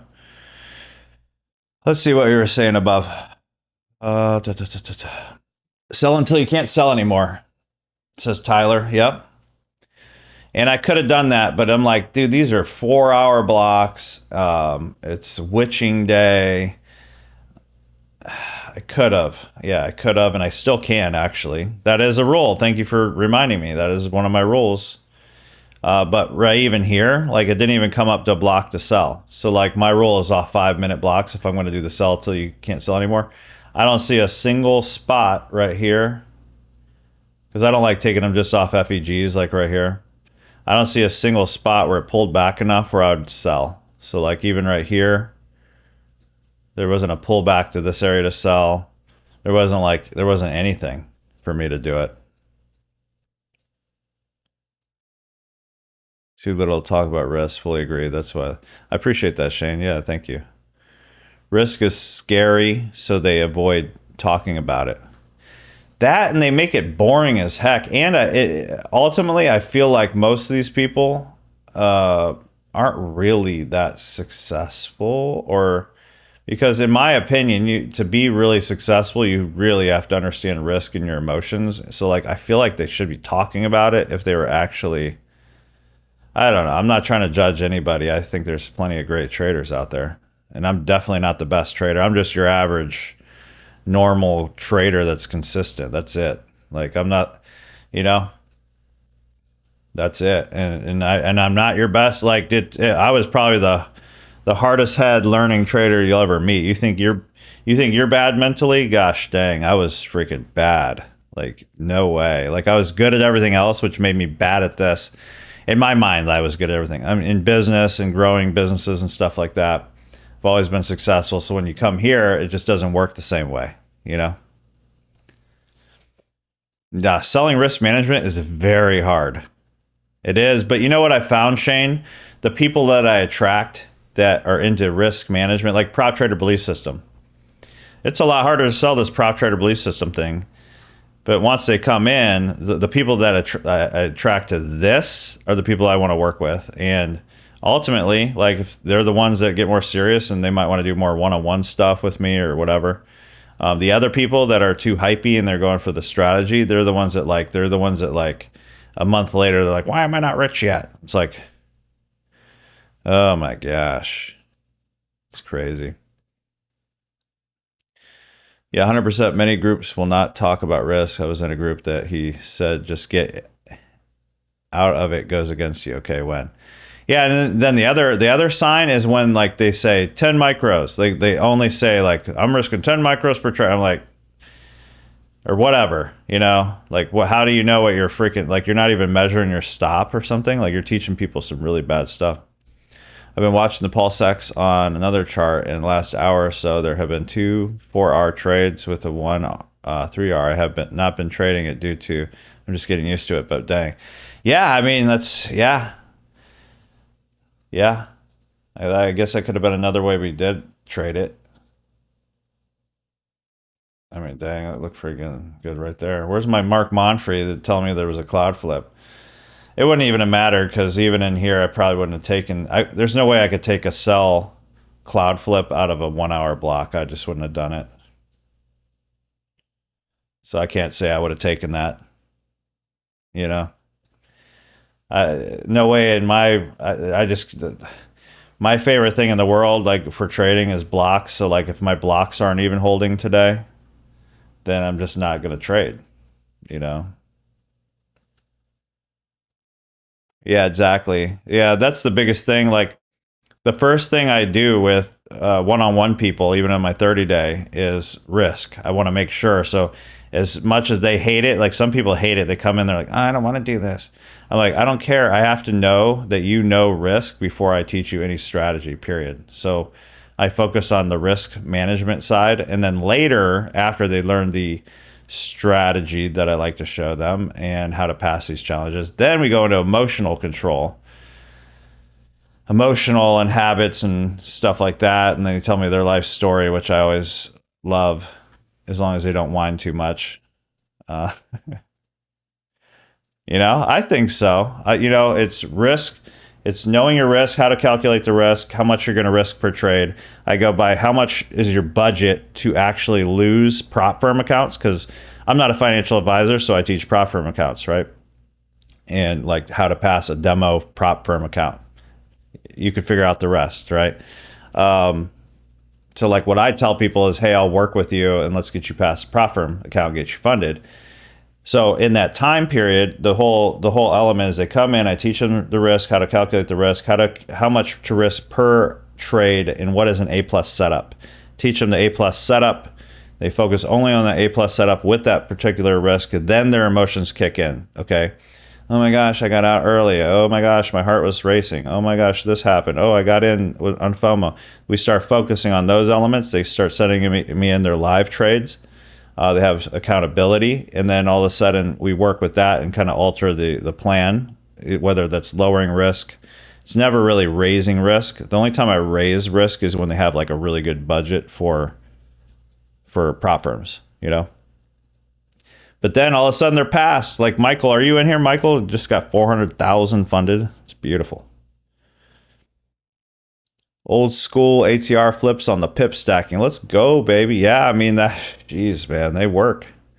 Look at that. Look, I put it up right now. Bet you the ATR never even flipped. Like it's been down the whole time. I love ATR, guys. Oh my gosh, I need to start incorporating that more in my stuff again. Remember that I did just for a while there. I kept it out the whole time. I freaking love ATRs. That good old ATR flip. I made it more visual so you don't have to look at the little thing and calculate it yourself. Because yeah, Michael's killing it. Thank you, Shane. Appreciate that. And then I work with swing traders too. There's people, and I respect them because I can't do that. Like me mentally, I can't. Like some people, they feel great. They're like, "Ooh, I'm in this trade for 4 days," and I'm just like, "Ooh, that would give me a heart attack, or I wouldn't be able to sleep." So it's a different kind of person, you know. That's the average true range, right? Of the last, was it 14 candles? What do I have it set at right now? Let's see, I think I have it. Yeah, 14 candles. So it's the average range of the candle it figures out, and then it calculates. You could use it as a good place to put your stop because it calculates the last 14 candles based off the volume basically and all that. So the size of the candles. So then it says it most likely won't reach here, you know. But you could also use it as kind of like an extra entry, but it's going to be delayed. It's a lagging indicator ultimately. But if you combine that with a entry, it's definitely a lot better. So if this flip green, there's a good chance we're going to be taking out liquidity, you know? Gosh. Because it's always easy after the fact to look and be like, gosh dang, man, we had a cloud flip. We had ATR. It was rejected the EMA line, like all the PulseX line. It was coming down. It's like, man, we could have made all this money. But to me, I think that's like a bad mindset to have. Unless that's your actual trading strategy. Okay. If that was your strategy, more power to you. Just keep doing that strategy. Okay. My strategy, again, I want liquidity to build up. I want to start seeing things like cloud flip green. If I was using indicators, which I barely use indicators, and I'm a guy who sells indicators, you know, I have nothing against indicators, but I'm just saying, like, I'd much rather you learn price action. And then if you feel good, like layering on an indicator, by all means. Okay. The first thing I taught my kids was my PulseX indicator, and they could all take basic trades with PulseX. My 18-year-old son now is consistently getting top step payouts. And he doesn't even use an indicator now, but I taught him with an indicator. So I'm not bashing indicators, what I'm saying. But if you had this green cloud flip, ATR flip, you had liquidity above, and then now you just got to look for an entry, and you're coming out of a block. My gosh, I mean, you might as well just like write your own check at that point, in my opinion. Like, ultimately. You got me going off on a tangent about ATR. I love it. Thank you. I think I passed my first prop firm challenge with an ATR. Beautiful, Nick. That's awesome. That's awesome. So I'm all about making trading more boring because the payouts is what's fun. You know, staying consistent. There's nothing better than you get a payout. You walk a little different.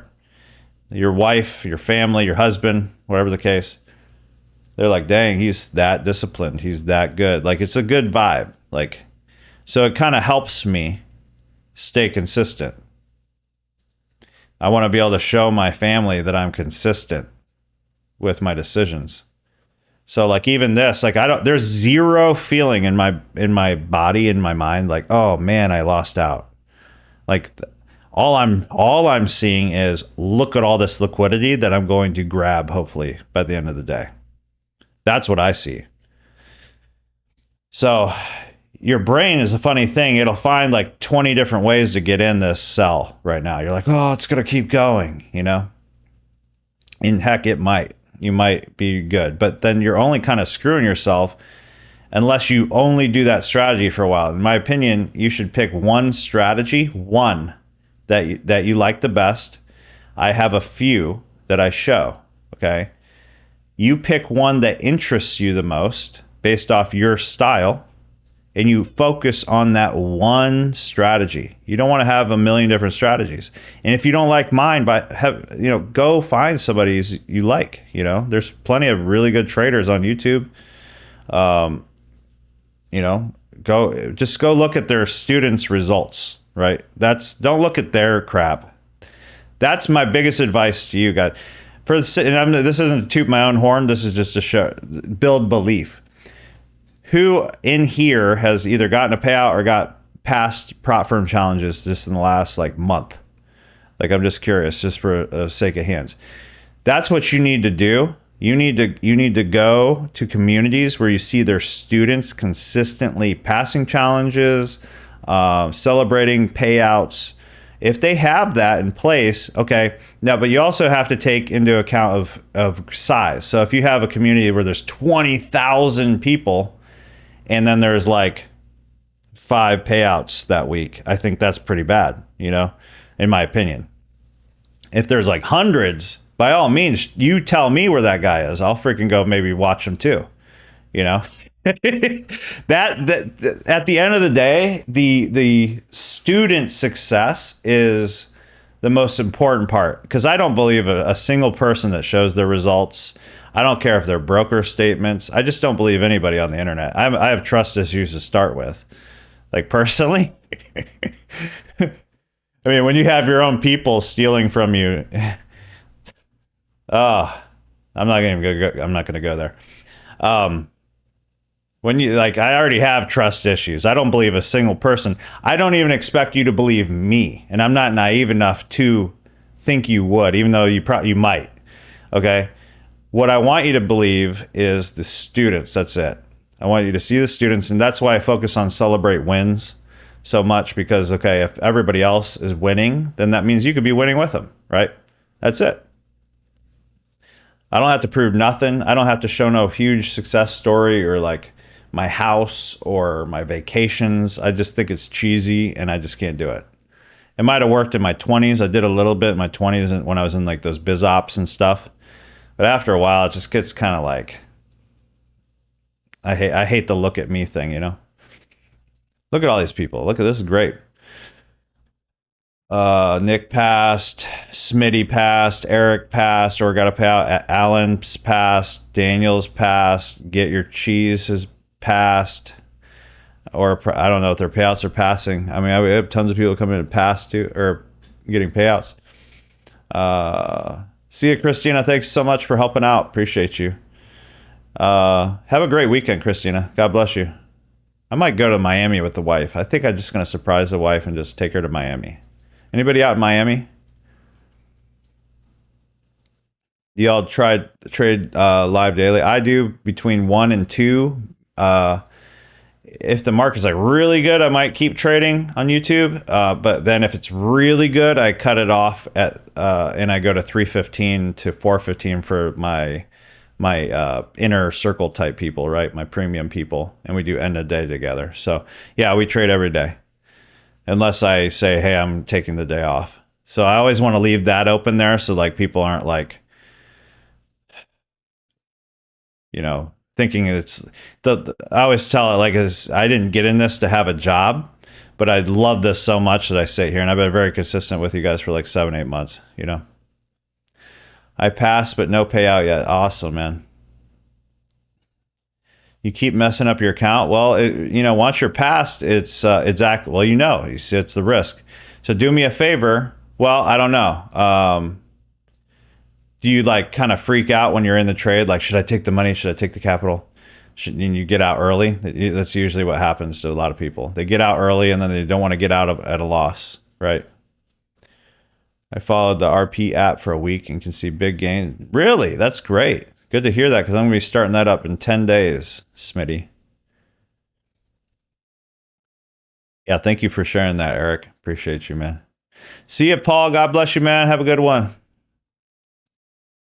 I go heavy revenge. Yeah. So instead of going heavy, I want you to do 25% of what you normally would risk and hold it. Have those as like your repair trades, okay?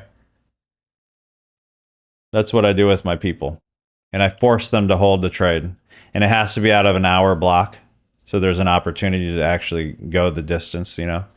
I like this volume. We have a little break of structure here. It might be the first one actual little mini one.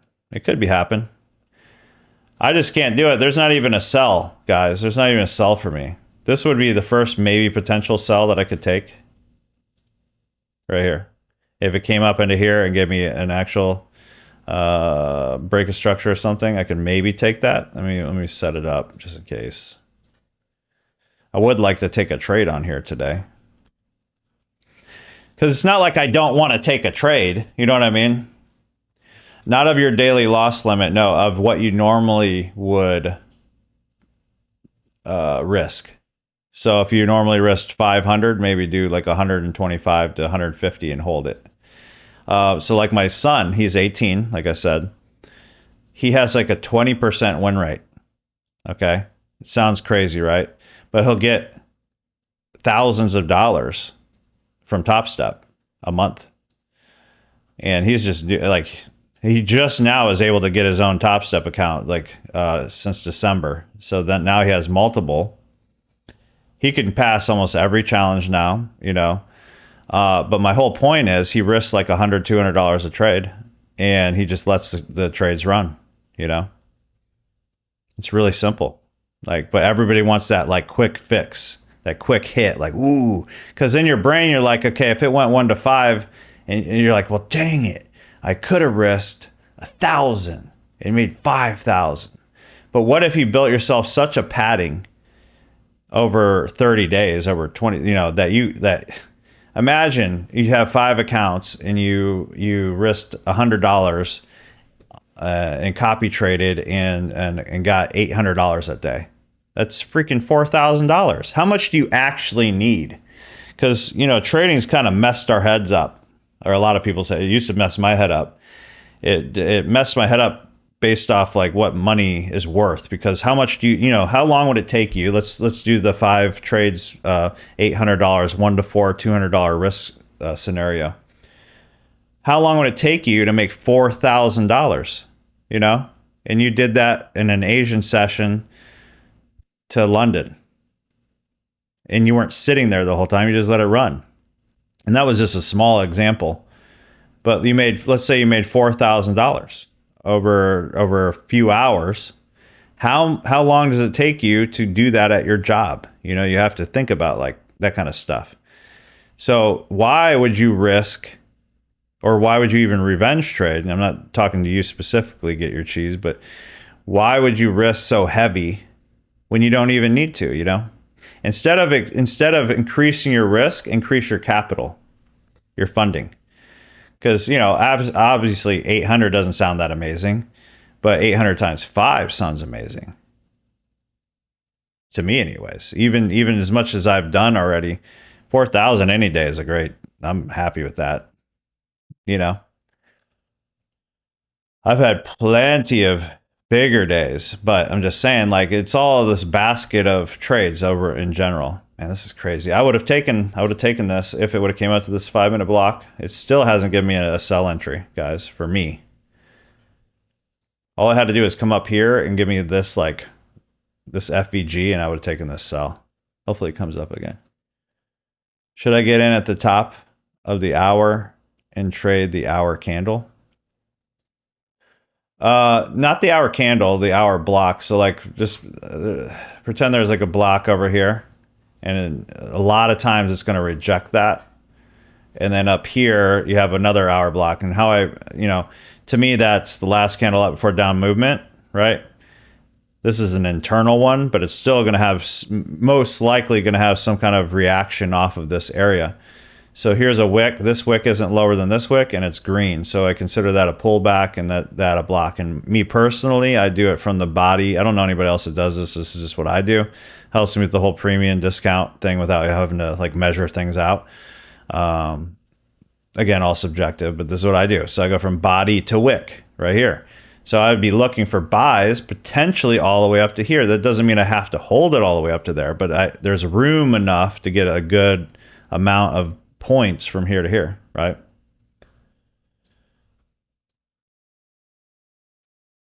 So it's just taking it from zone to zone, really. And, I'm not looking at this as a scalper. I mean, if I was looking, I am looking for more scalping. If I were to look at this as like a swing trader, you could do the same thing as a swing trader. But I'm just not a swing trader, personally. You can go to like week, right? Good old Chuck Norris. You can go to like week and you can look. Okay, we had block here, last down before up. Came down, boom. Obviously, you're not taking the trade off of the weekly, but if you were a swing trader, you could have went like that, and then on like the, let's say 4 hour, look for entry. You had, what do you have right here? You have this is actually really easy. You had there, and then you had a low because this didn't go lower than here. So I consider that like a little pullback, right? And as soon as it closed above this, actually it would have been closed above this, sorry. Oops, I'm getting all messy. So hold on, let me redo that. Okay, this didn't go lower than here on the 4 hour. We hit a 1 hour block, or a 1 week block, right? We came down, mitigated this area, or you could have just entered on that break right here. It could have been right there, boom, stop here, big old stop. You could say, you know what, I'm gonna hold this sucker. I don't know how long you would hold it. See, that's the problem. Like I just don't, like I can't do it. But you can go up to the higher time frames from there. Let's say you're like just a busy worker. Busy in your career, I should say, not a worker. It sounds like bad, I guess. Let's see. If we go to here, 1 hour, no, day. I can't see the freaking day. Give me a break. Just imagine that you can see it. So we're taking highs. You're seeing liquidity being built up just like you normally would. Actually put down the 4 hour.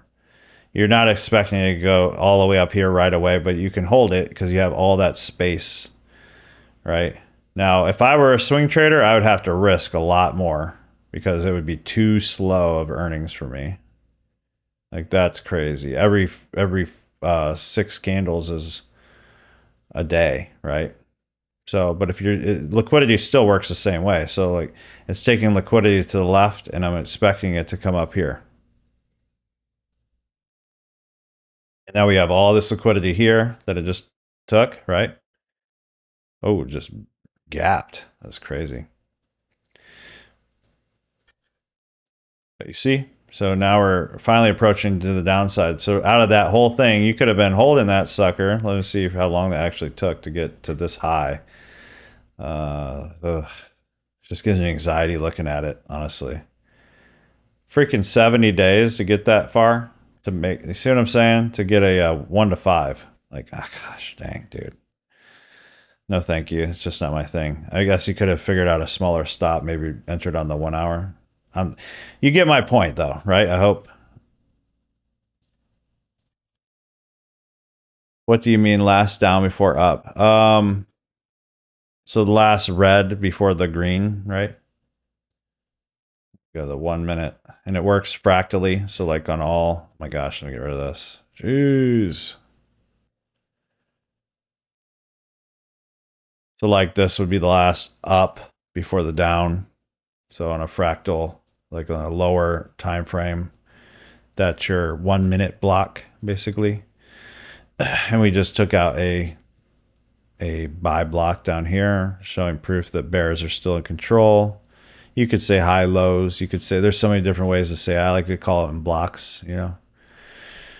Have a great weekend. See you next week. Have to enter today's trades in Jericho. Let's go, Brad. Please do. Please do.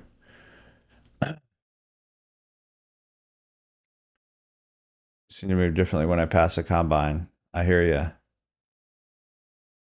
I haven't taken any trades yet today. I was hoping this would have pulled up. This would have been a perfect trade right here. I would have sold off if it just went to this 5-minute block that I marked up. Oops. What we could have done, just pretend this was up in that block. I would have entered on this 1-minute FVG right here. This would have been an entry. Pretend this moved up there. I would have sold that. That was my first potential almost trade, and it didn't work. Didn't happen. Right? And if it was up here, that would have been like a 1 to 2.68. Oh, well. I don't see. I didn't lose anything. See, getting in a trade or not getting in a trade is a position too. See what I'm saying? What do you mean? See, should I get to the top? Sounds great to me. Beautiful. Yes, I see. Awesome. And I'm still getting back. There was so many people that hit me up on email about the St. Patty's Day sale I was having on my one-on-one. So if you were emailing me, forgive me. I'm trying to get back to you after this, and then I get to the one-on-one students again, and it's been crazy around here. So, and I still didn't order my food, Smitty. You too, Brad. See you, buddy. And by the way, hit that subscribe button, notification bell if you like what you hear or see. We trade live every day at 1 p.m. Eastern Standard Time. Usually to 2, but today is just like a wonky day, so I'm kind of waiting it out to see if we can get like some kind of end of day push out of these blocks that I can't mark up because I don't have the data back there, but we definitely cleared this one. And now we're in another block. So we're in a 4-hour block here, and we have a 4-hour block there. So it's just crazy that it's happening, but it was from long. It was back in September, and then I think even earlier than that now. So I do expect it to hopefully pull up. If not, I just don't take a trade, you know. Or we could go for the, you know, sell to can't sell anymore, which means we might lose because it's been doing it freaking forever. But with that said, let me see. We got a new low, so we could essentially sell from here. I don't love it because we have a wick close under here. I'd rather this would have been a body close under here. So to me, that's really weak. So because of that, I'm not going to take that sell. I could, however, take one from this block still. And that's on the 5. So 5 minutes I like to do for like overall directional structure. And if I don't get a close below, they're proving momentum instead of just a wick, which means they could be reversing this, which that could be cool too. Let me actually just look at that overall. If it gets above this right here, I'm going to mark it up just in case it happens quickly. If it gets above here, look for buys. And I'm going to add alert on this trend line so it calls me with Jericho. I did not know it would do that. Oh my gosh, I don't have to mark up. Wow, that's a cool new thing I didn't know about. Not new, but you know. Usually I have to like set alert and then label it, but if I label the text, it automatically labels the alert. That's cool. So it'll call me and say, look for buys. MNQ, look for buys. That's what it'll say. Does anyone lose trades? Because I only see like one other person who has put losing trades in Jericho. Right? I wish, yeah. I think that people are just like, I don't want to share that, you know. If you want to see like the losing, you could just go to the leaderboard probably. Go to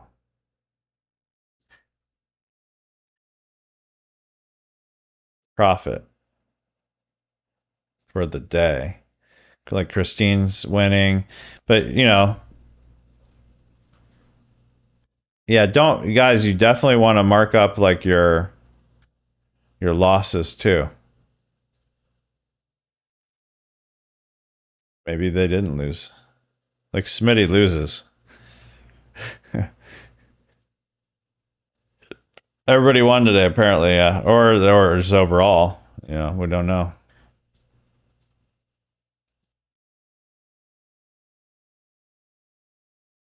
Ron McLean on my tail.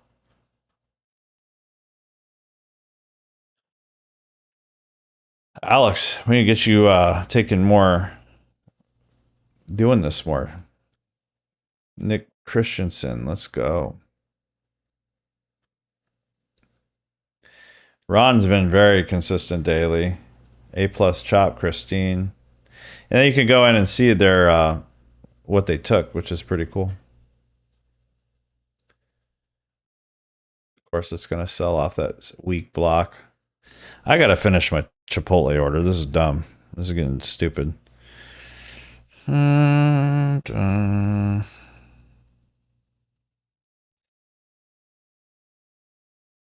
Save. Boom. What does my son order? I want to surprise him.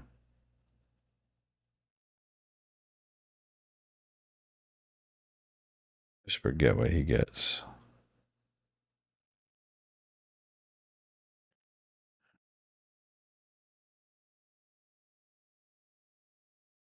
Chicken wraps.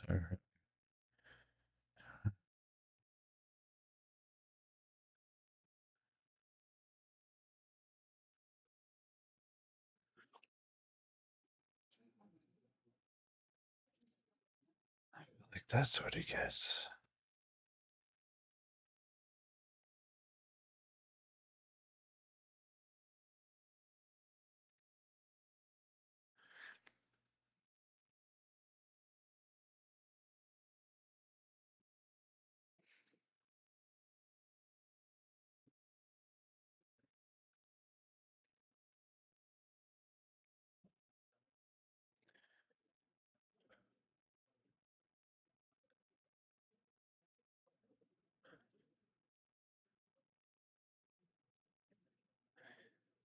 It's where he gets corn.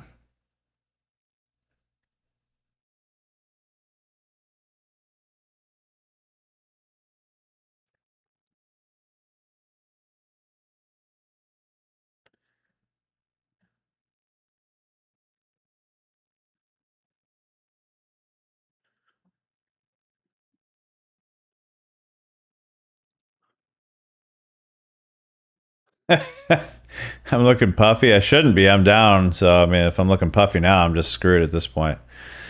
I'll start putting trades in next week. Awesome, Nick. No cheese or sour cream. Looking puffy. This is my one time a week I do it, so I'm going to do it.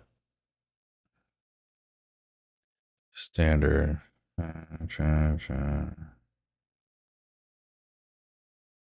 Like, why am I like kind of dizzy and tired? Oh yeah, I didn't eat food yet. AOT, where I can go to be a member in the school community.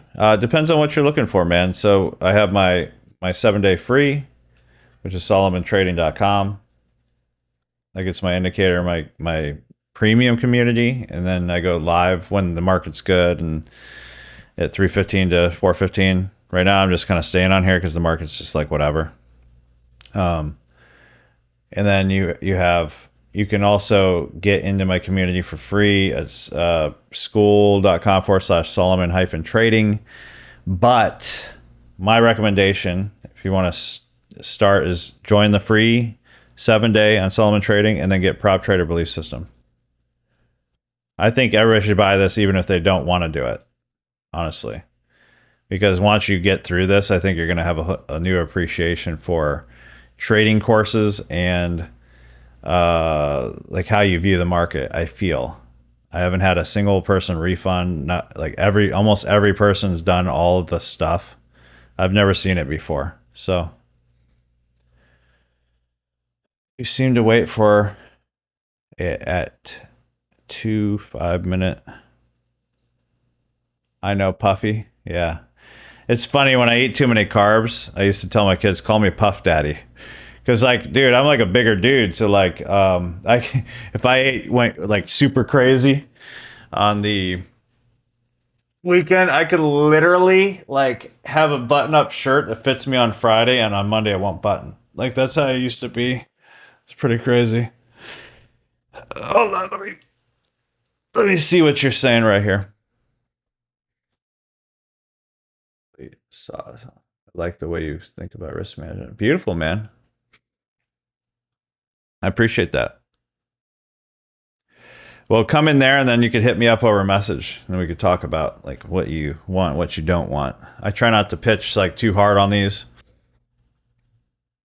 I'm not like I'm doing the anti-pitch now. I don't even want to pitch. I hate selling right now. Like I don't even want to sell because I can't stand salespeople. And I was a sales guy, and a lot of people would know why. But oh, I can't stand like overhyped up crap, and like it somehow got into my business and I didn't even know it. So we're there. That's what's happening. So I'm like the anti-hype. So don't buy my stuff. Don't upgrade and get my one-on-one. Don't do anything, please. Just don't buy my stuff. All right, there. Stop less mess with him. You seem to wait for. I don't know what you're saying there, Corey. I'm sorry. I'm trying to understand. Hey, Bob, I see a potential 5-minute breaker structure before the one you have marked up that's higher up. Are you talking about this one?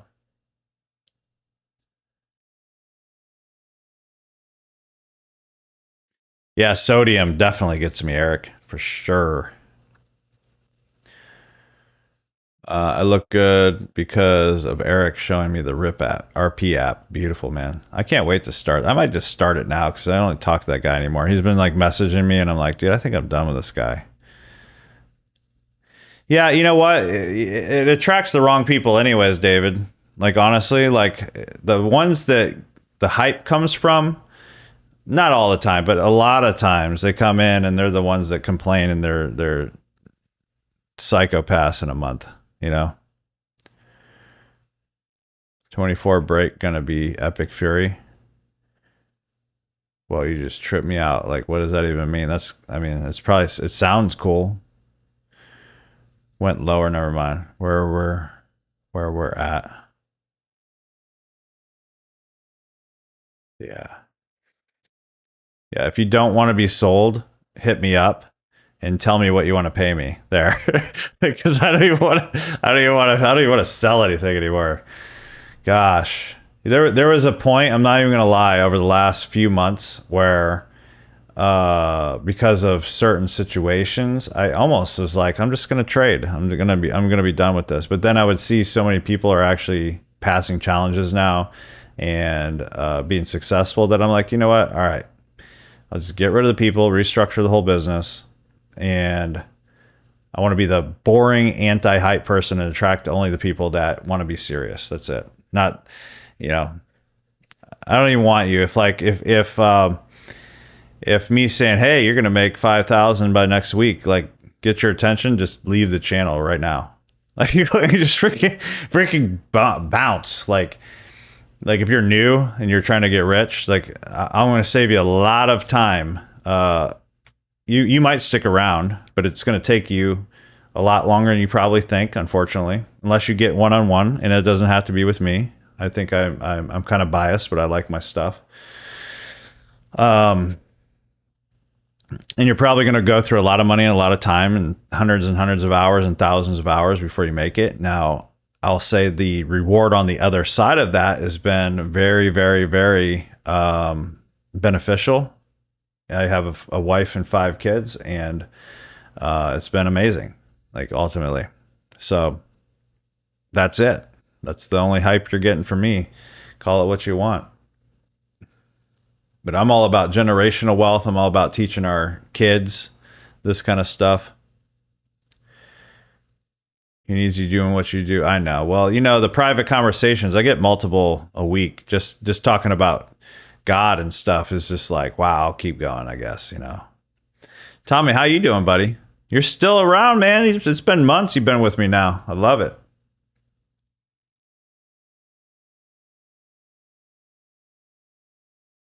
Let's see. Come on, bring my food. I'm starving.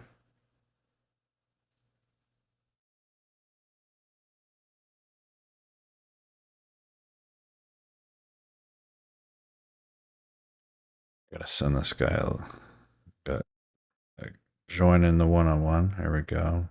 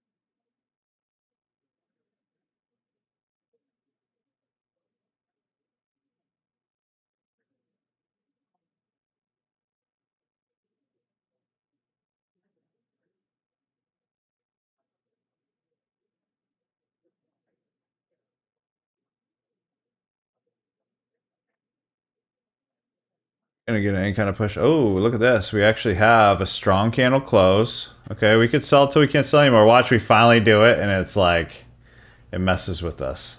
And it finally bounces up. But it's okay. I can lose this. It's totally fine. I'm gonna go for it. If it pulls up to this block, let me kind of clear this out. If it pulls up here, maybe this is our first chance at a sell. It's the first time I've seen anything that potentially could be a sell. If it pulls up.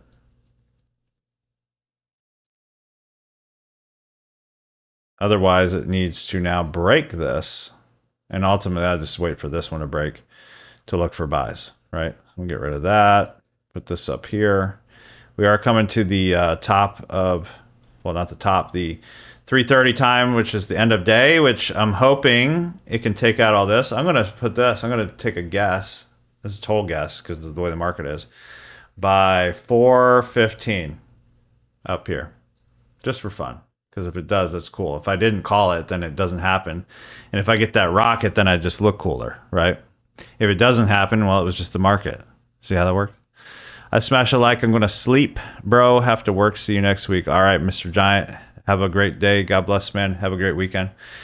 I have 3 funded accounts and finally got a payout. Never did that with... You got a payout, Tommy. I didn't even know you got a payout. Bro. Congrats. Congrats, man. That's awesome, bro. Yeah, I got 5 kids. Well, now, you know, from 14, I got a 14-year-old girl, a 15-year-old boy, 16-year-old girl, 18-year-old boy, and a 22-year-old girl married in Ohio, 1,000 miles away from me. Thanks for smashing that like. So yeah, watch the video you sent me. It helped me out a lot. Beautiful, bro. Good. Yeah. That's the case for Christ. I love that. And ultimately, my recommendation: go find the old documentary, not the new movie version, but the old documentary with Lee Strobel. And I bet you'll love it.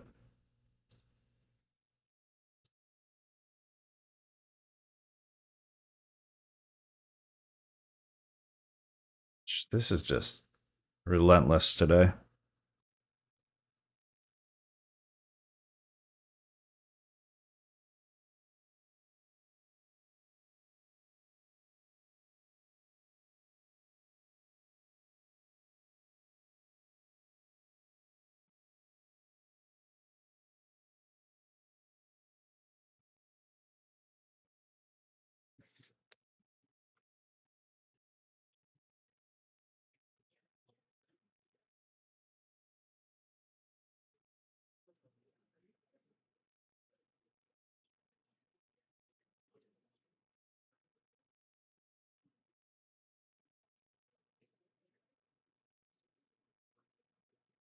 What's everybody's plans for the weekend? I think I might. Let me check out Miami weather. Miami weather. Um, Not bad. 75, 77, 78. It's not really beach weather though. I was hoping to like just go relax on the beach after this week. This week was crazy. My two of my girls are gone at a Christian event, and then my two sons are here, but they just want to play video games anyway, so I might as well take the wife somewhere. Just get out of here. The Sean Ryan podcast is really good as well. Let me check that out. Sean Ryan podcast.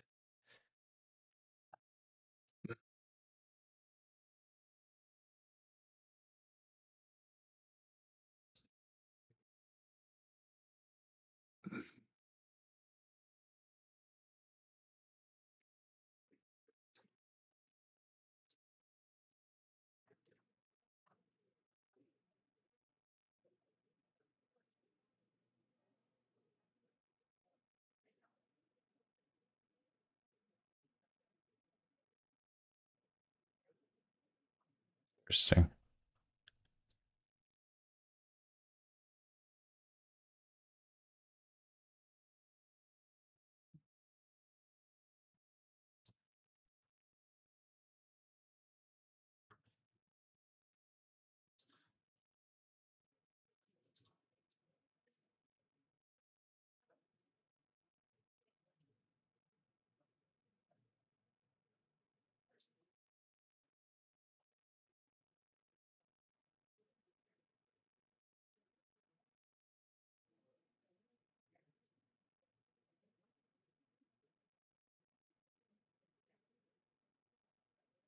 Oh, the interview with Lee Strobel. That's cool. Thank you for sharing that, man. I'll check that out. Let me see that. Sean Ryan Lee Strobel. Yeah, I recommend that to everybody. If people are kind of battling with their faith as far as what to believe, and I would challenge you to like watch A Case for Christ, um, that kind of stuff, and it's more of like a scientific proof and historical evidence of the Bible. So if you could prove the Bible real to yourself, all of a sudden everything else kind of works out, you know? Highly recommend it. So if you guys are seeking that in your life, that's just something I've always recommended people is Lee Strobel, Case for Christ, the old documentary, not the movie. And then also I haven't checked out the podcast, but I'm sure it's good. The Sean Ryan podcast with Lee Strobel should be good because it's Lee Strobel.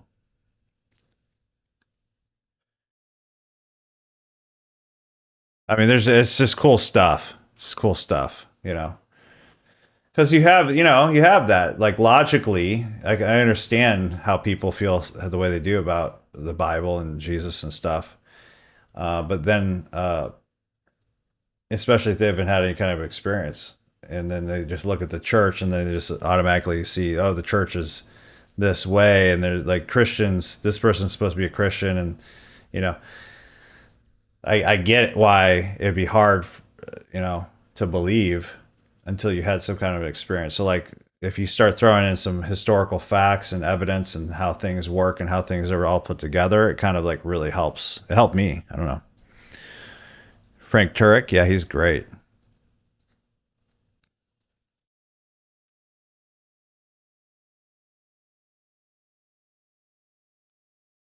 Well, I don't know. It's 3:36. I still look at this. They're like just messing with me today, guys. I didn't get my pullback to sell and look, it sold.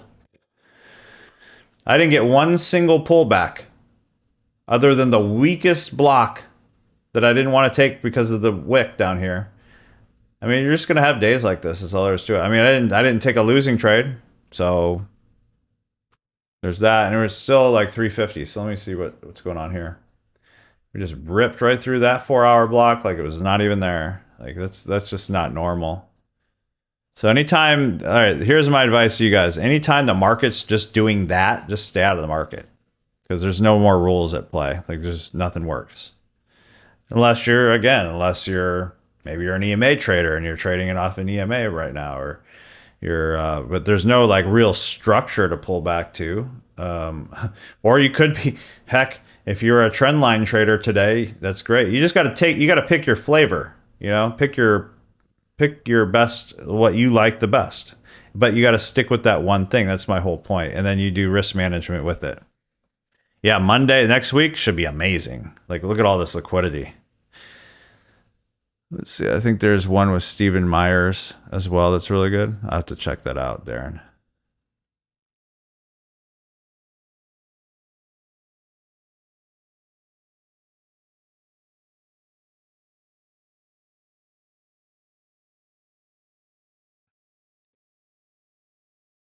Yeah. Well, a lot of people, they make it about the church when it should be about relationship with Jesus first in general. Like that should be uno numero one. But then just when two or more come together. So like when you have other people that you can believe with, it definitely helps, So, but the church could be anywhere.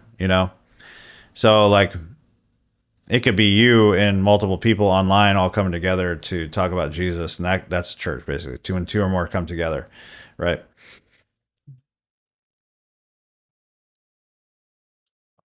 But I still go to church because there's a lot of believers around, and ultimately, like there's barely a week where I'm not like finding somebody to talk to and kind of praying with them and helping them and trying to do that kind of stuff. So I enjoy it.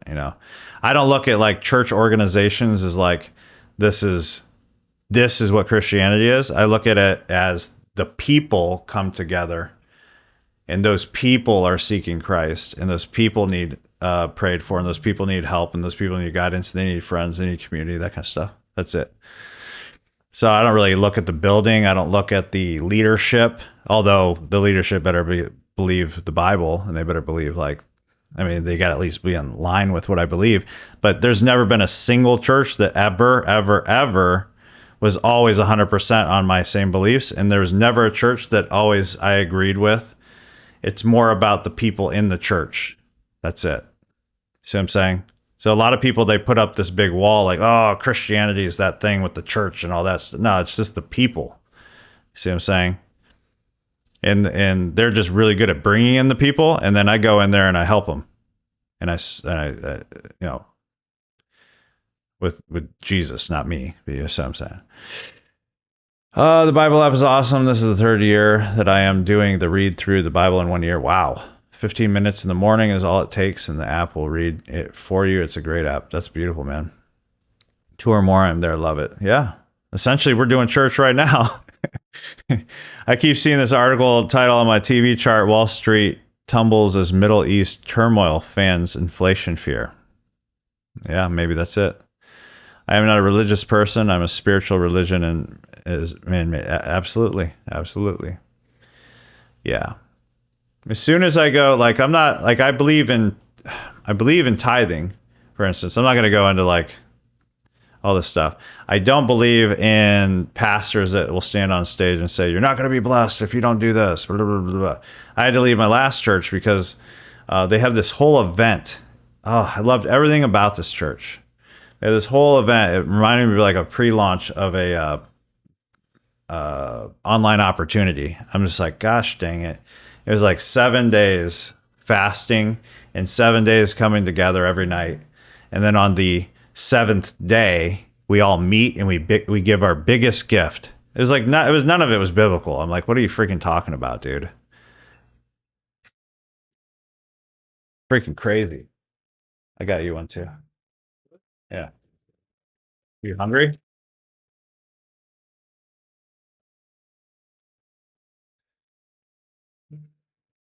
I didn't know exactly what to get you. Hmm? I think we pretty much got the same. I got you corn. I didn't. There you go. Yeah. Well, I couldn't even, there wasn't even a place for me to sell. Like I'm waiting for like a pullback to one of my 5-minute blocks, and there's not one single freaking time it did it. So I didn't take any trades. I got in a bad Forex trade. Really bad. I've just been waiting for this liquidity to maybe be taken. It could possibly happen. This is going right through 4-hour blocks. It's not even like caring. Like, nah. So I told him like any day that it just goes through blocks like that, doesn't even care. Like you probably should just like not even trade. Yeah. You up on your funded and all that? Yeah, doing good. You got a $2,500 on your funded last night? 2,200? Well, on that sell? How late were you up? Oh, you just went to sleep? Yeah.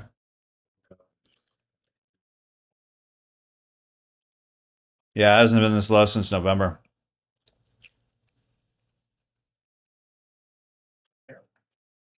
Thank you.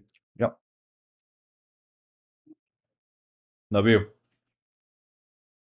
Yeah, tithing is I think it's biblical, but it's supposed to be from the heart. Not like a give this much by this, like what? It's all good. I see what you're saying, yeah.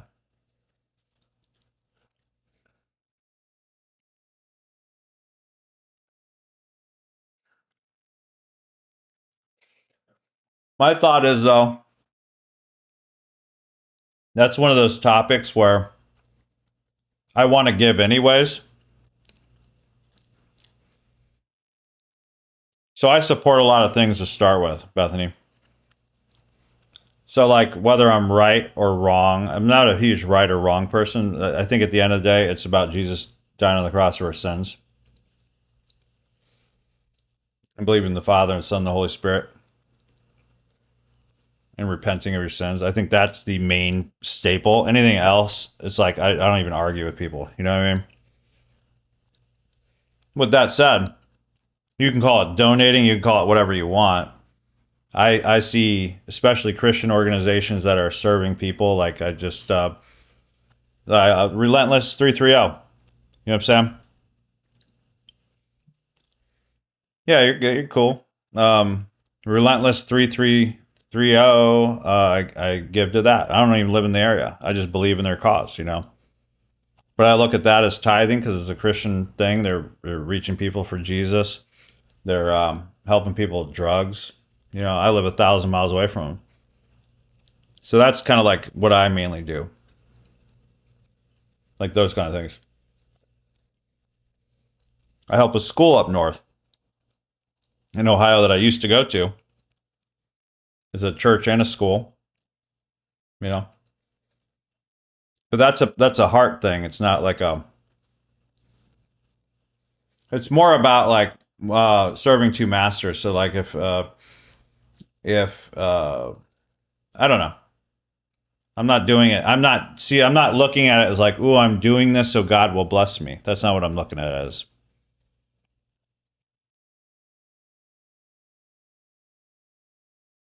I'm not doing it because a church leader says to.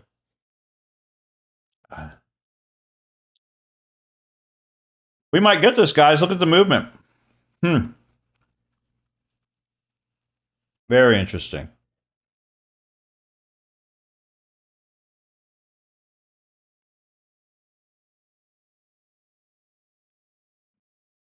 Well, so I definitely used to make money my God. Like I would make things in money my God.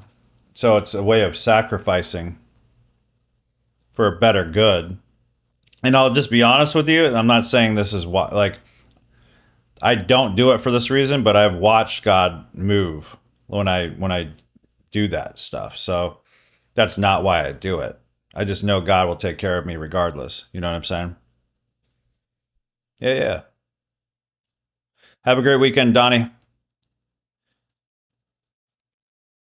This is the moment of truth, Donnie. The 350.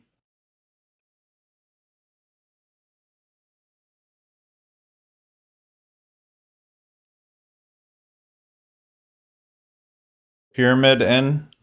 What's that mean? You're up, like let's say you're up a good amount and you're still willing to risk set amount that you originally had. You can get in another position and have the same risk, moving your stop up. I love lamp. I like turtles. Look at this stuff, bro. Like it's going through all blocks today, Scott. What am I supposed to do, bro?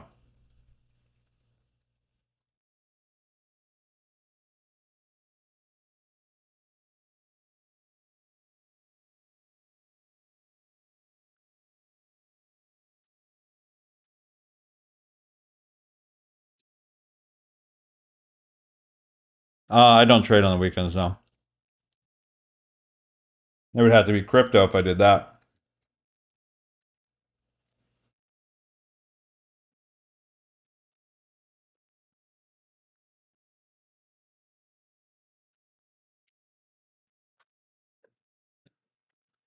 Sorry, I'm eating, guys. I'm just like 4 o'clock, and I forgot. Like I was supposed to eat 2 hours ago. It's freaking good though.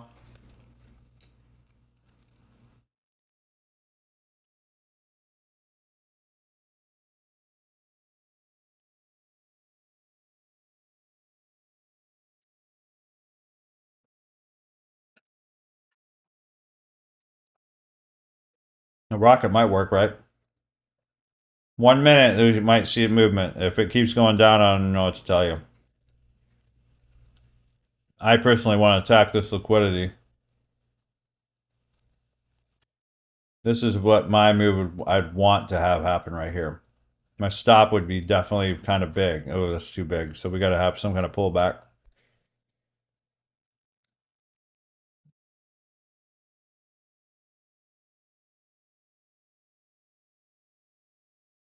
Remember, your job is to be a professional risk manager and protect capital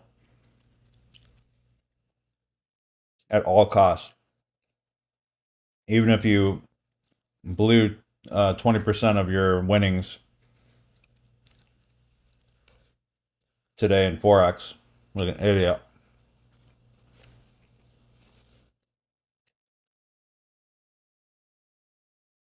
But not that bad. All right, 350 is here. Let's see if we do what we want.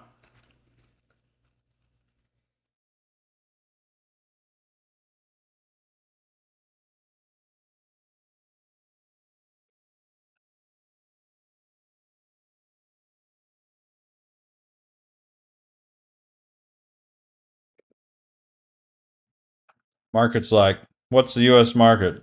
It's actually nothing.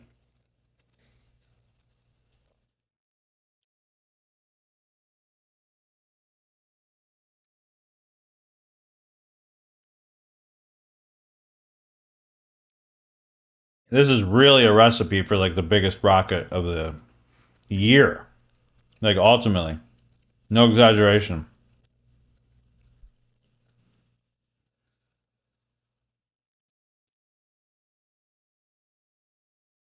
Is 355 going to get the volume? I could sell right here, but at this time of the day, I'm looking for liquidity to be taken, so that'd be dumb.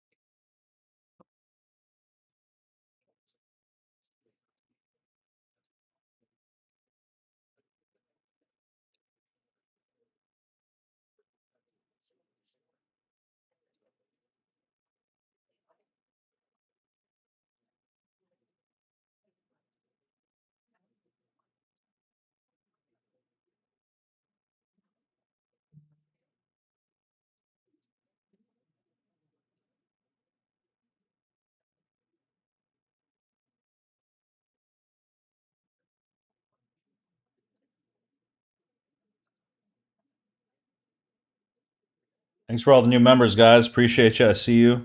You guys are awesome. If you're new here,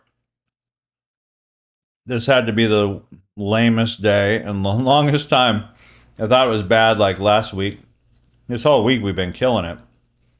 I'm still thinking maybe we'll grab this. If we can break up here, oh, we can move our stop like right here or something. It's still going to be a bigger stop, but I think we could just smash. Been waiting all day for it. I can't believe you, of all people, Bethany, have actually sat through this nonsense.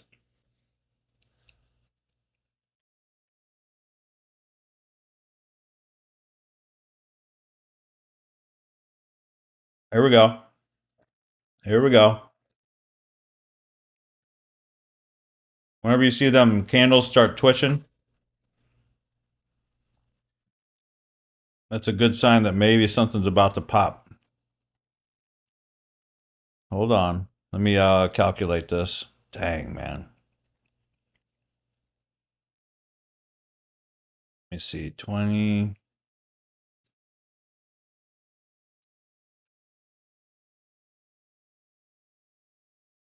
Yeah, that's good.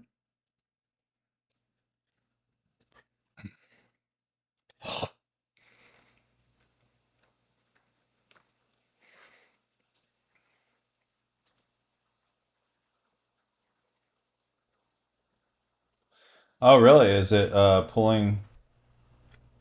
Is it delayed? What do you mean? It shouldn't be delayed, Brian. I just saw your message. Let me check.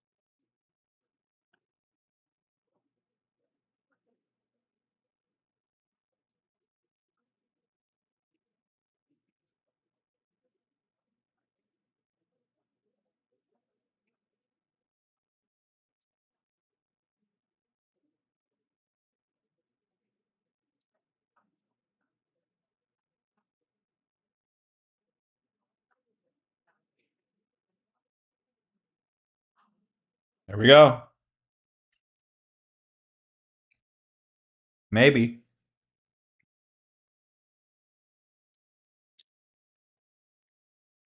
Let's calculate it.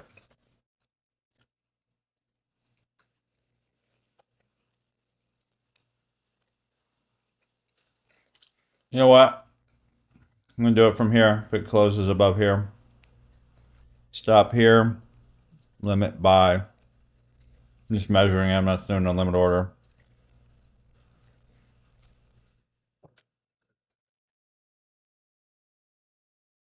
Let's do 750. Like, let's we'll do 700. Let me get that ready on here. Actually, on here, I could actually just get in. Let's see. This is the eval to gets above there.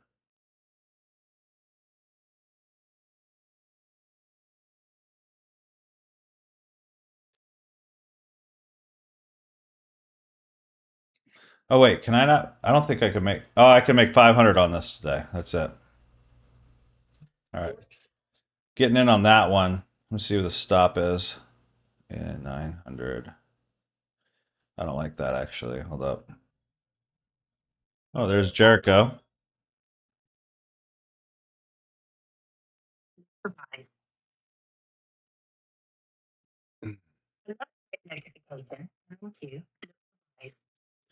Look for buys. I'm not in on my funded. I'm just kind of waiting.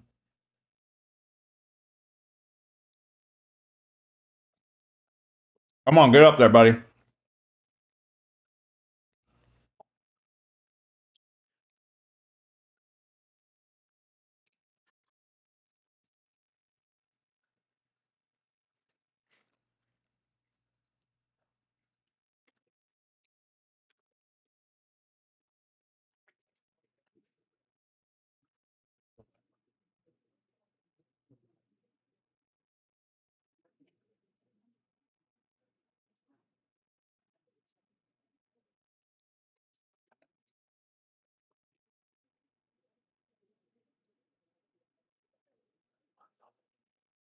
So when I'm looking at this top step, I was up 1,059, and this is end of day. This is today.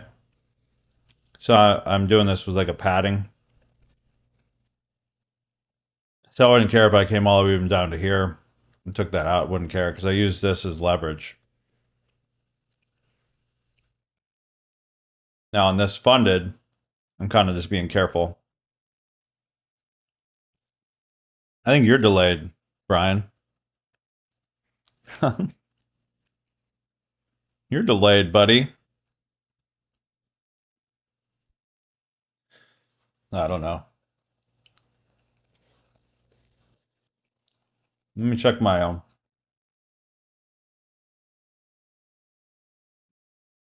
See if my internet is bad right now. Your face is delayed. It is kind of slow right now.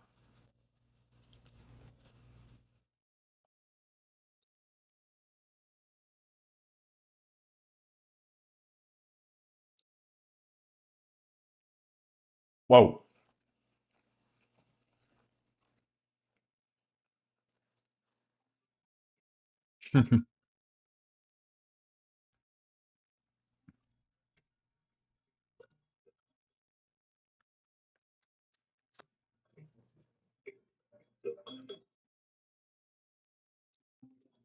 Not bad. Come on, one more minute. Get up there. Close. Come on, don't do this to me. All right, if it goes back up here, I might take a stab at this. Like, just comes up even on non-close. Let me see.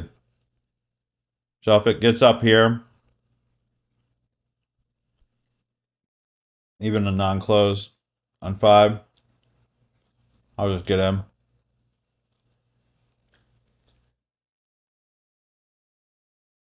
Oh, I'm in.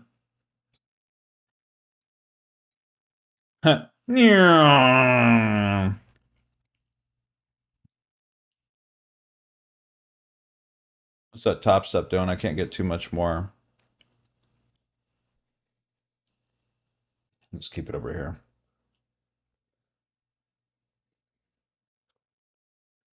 Come on, Rocket.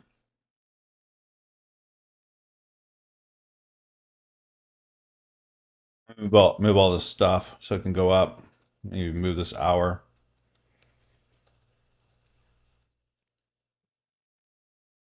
What's up, Ozzy? How you doing, man? Rocket Man. I don't want any more than like 1,600. So I need basically around 600 profit on this. I'll take profit.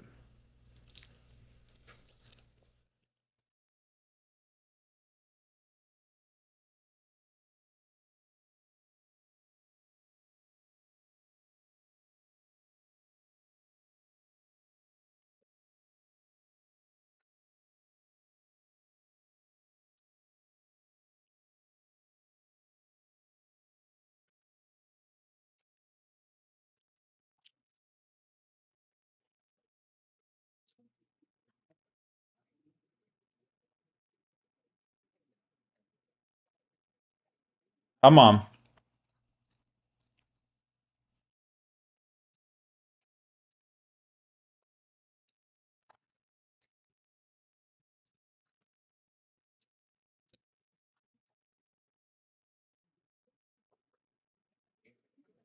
Come on, get past this stupid 5 hour or 5 minute block.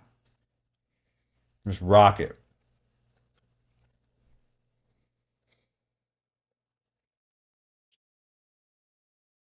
Come on. There you go, Tommy.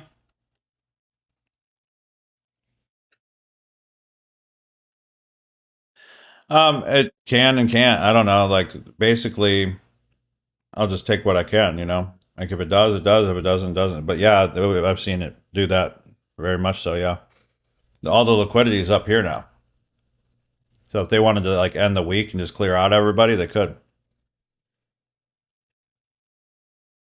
There you go, Papalando, 1550 for the day. Let's get it.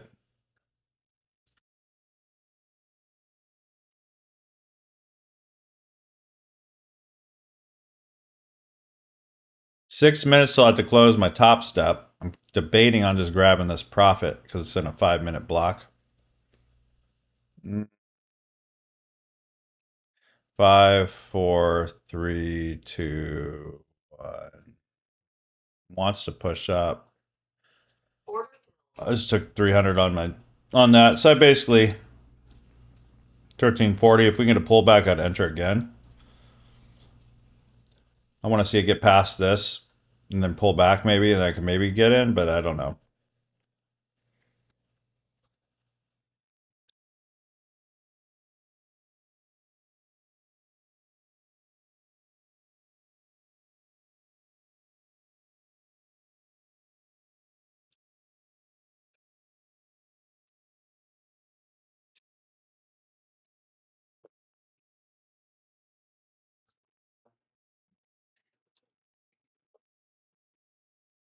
Come on, just do it on your massive candles. Oops. Hmm.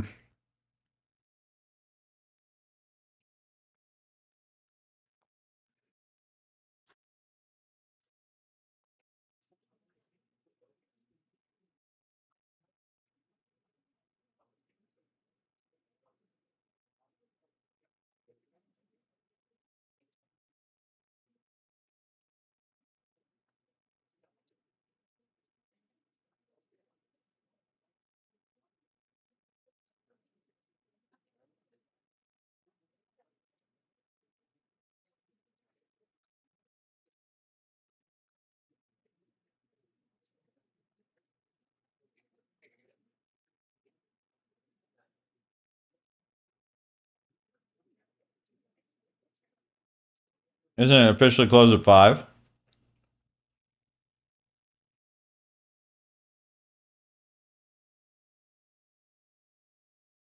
There's something I don't know.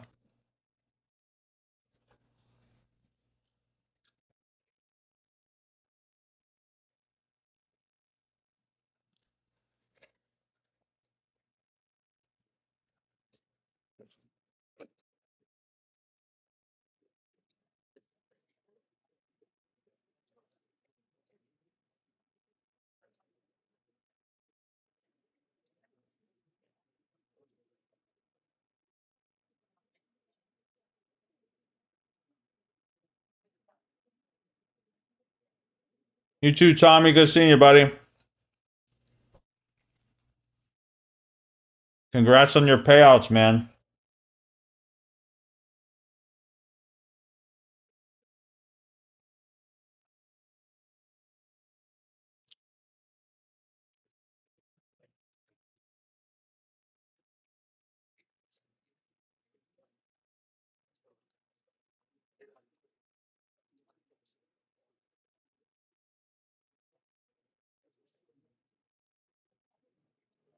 Done. Took forever.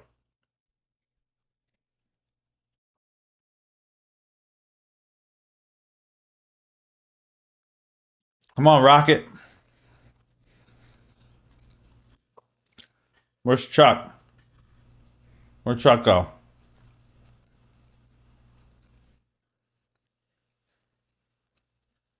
There you are.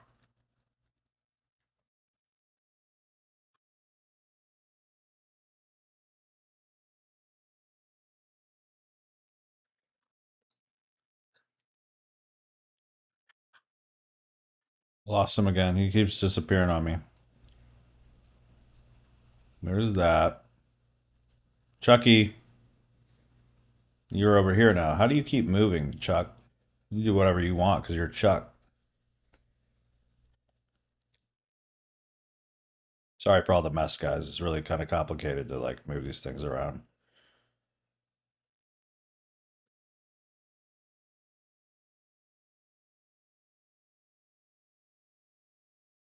Oh my gosh, Chucky, get over here.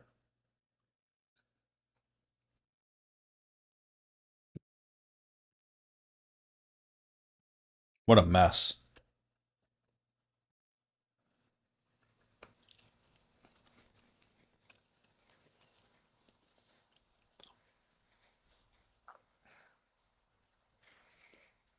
Yeah. Yeah, a lot of times, especially like if it's not 4:07 p.m. on a Friday, a lot of times it'll just like whip it out, freaking just like smash through it.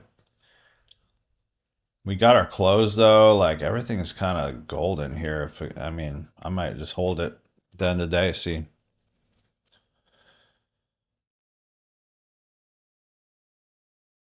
How many drinks? Yes, I do. Ooh, and green drink. Oh, this is like, man.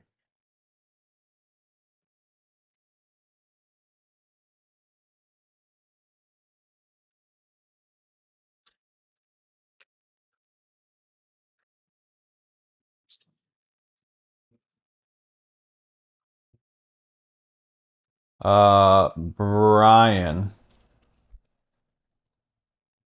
Londo, Papalando. Could you check? Can you refresh and check market pulse to see if it's more up, more not lagged? Almost. It's almost ready.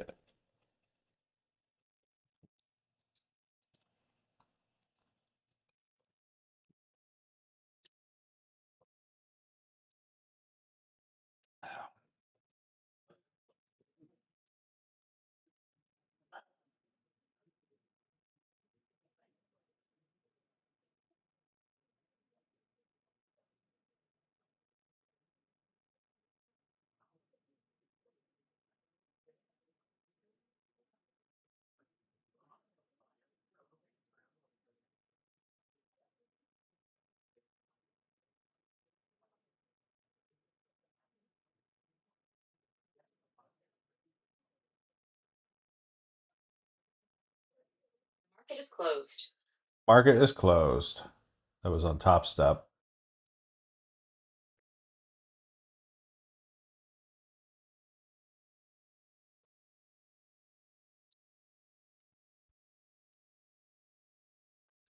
Come on, baby, push.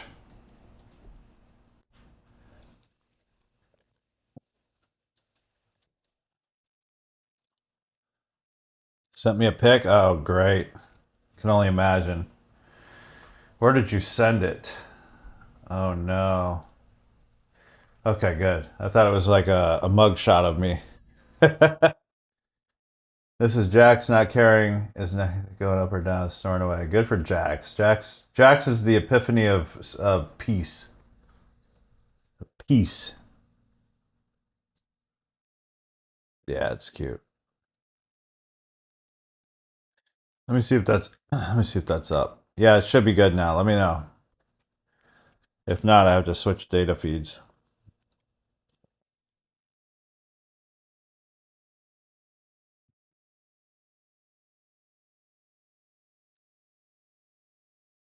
Come on, let's get that push. Come on, let's get past this. You can do it.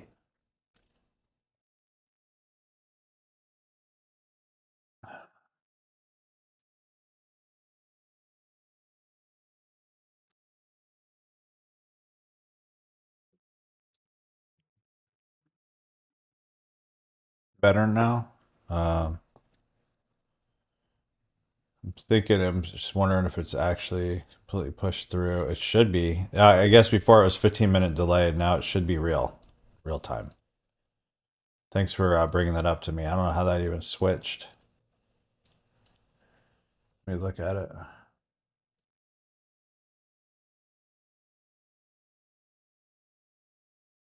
Ooh, heavily bearish. Let's see. Refresh.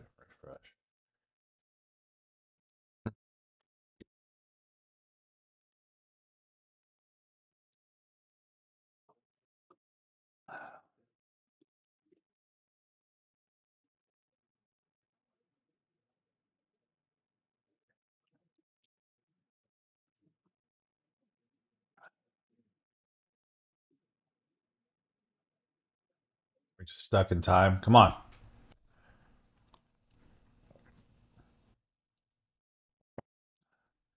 Well, I'm not going to lose money now. How about that? I'll just set it to break even.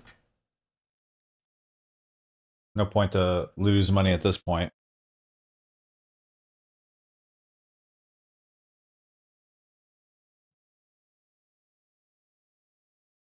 Come on, baby. All the way.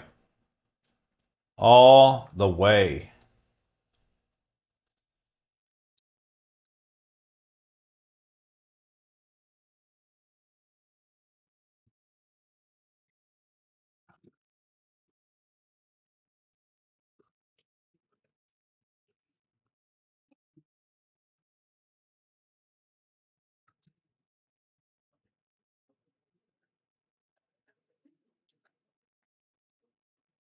I keep almost getting out, but I'm like, what if it just like as soon as I get out, it goes, meow. So it seems like bulls are just coming in right now. Yeah, you play Rocket Man.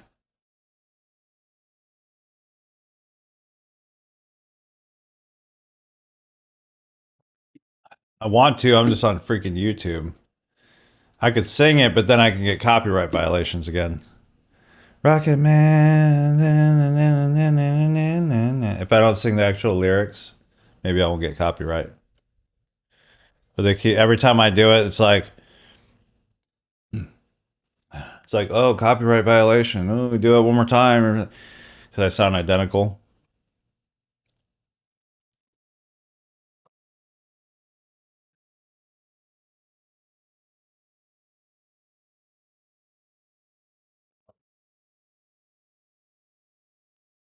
Bethany.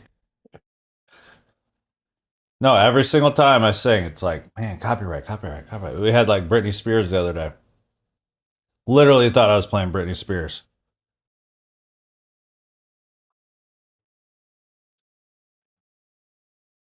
Disappeared from your dashboard.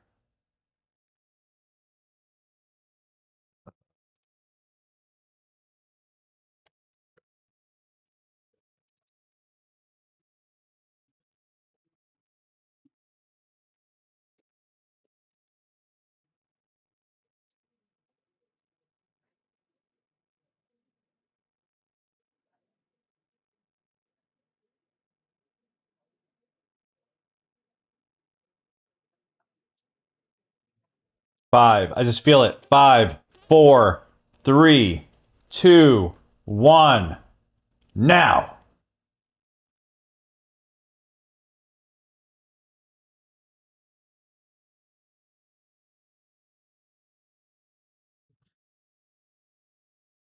Just gas again. All right. Let me see where you're at. Let's see. Right. Oh, it looks good now? Ah, yeah, 24,135. Expect consolidation 24,150. So is it up to par now? That's a wrap. See you, Smitty.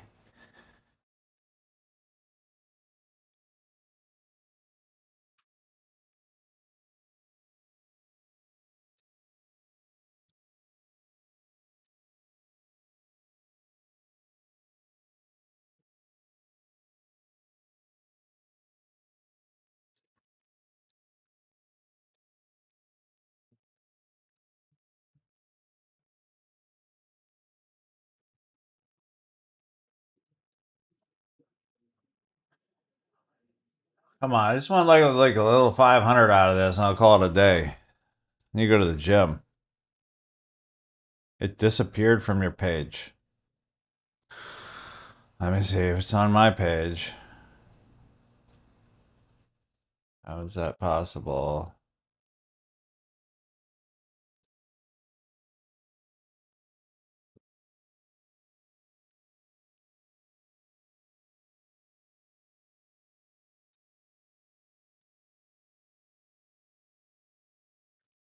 It wasn't on your phone, was it? Or is it just your actual desktop? Current price is 24,127.5. So it was just right. Yeah, it's pretty close. It's within like.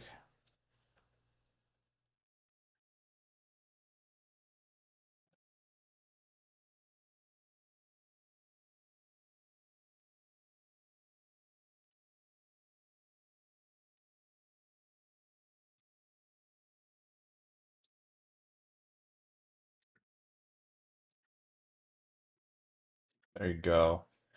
Great end of day momentum scalp, big win. Caught a nice end of day momentum trade upside today. Executed well and locked in great profit. Couldn't ask for a better close of the trade today. Beautiful job.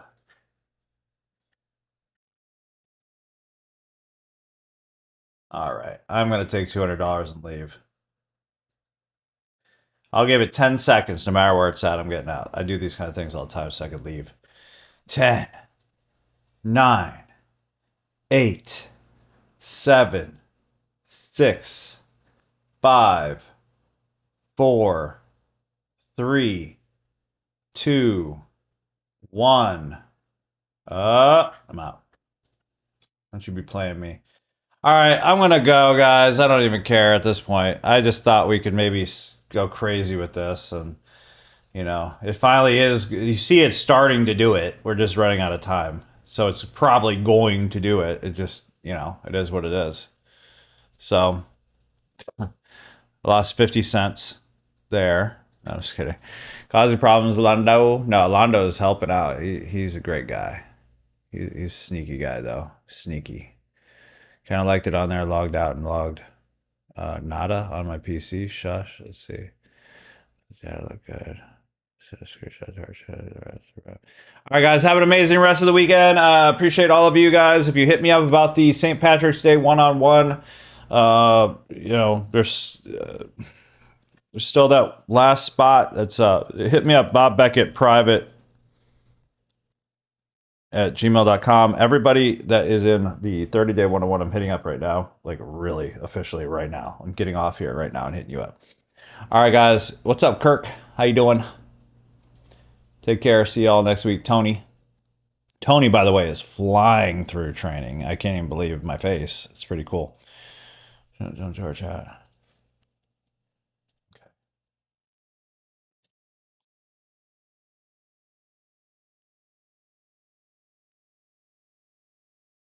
All right.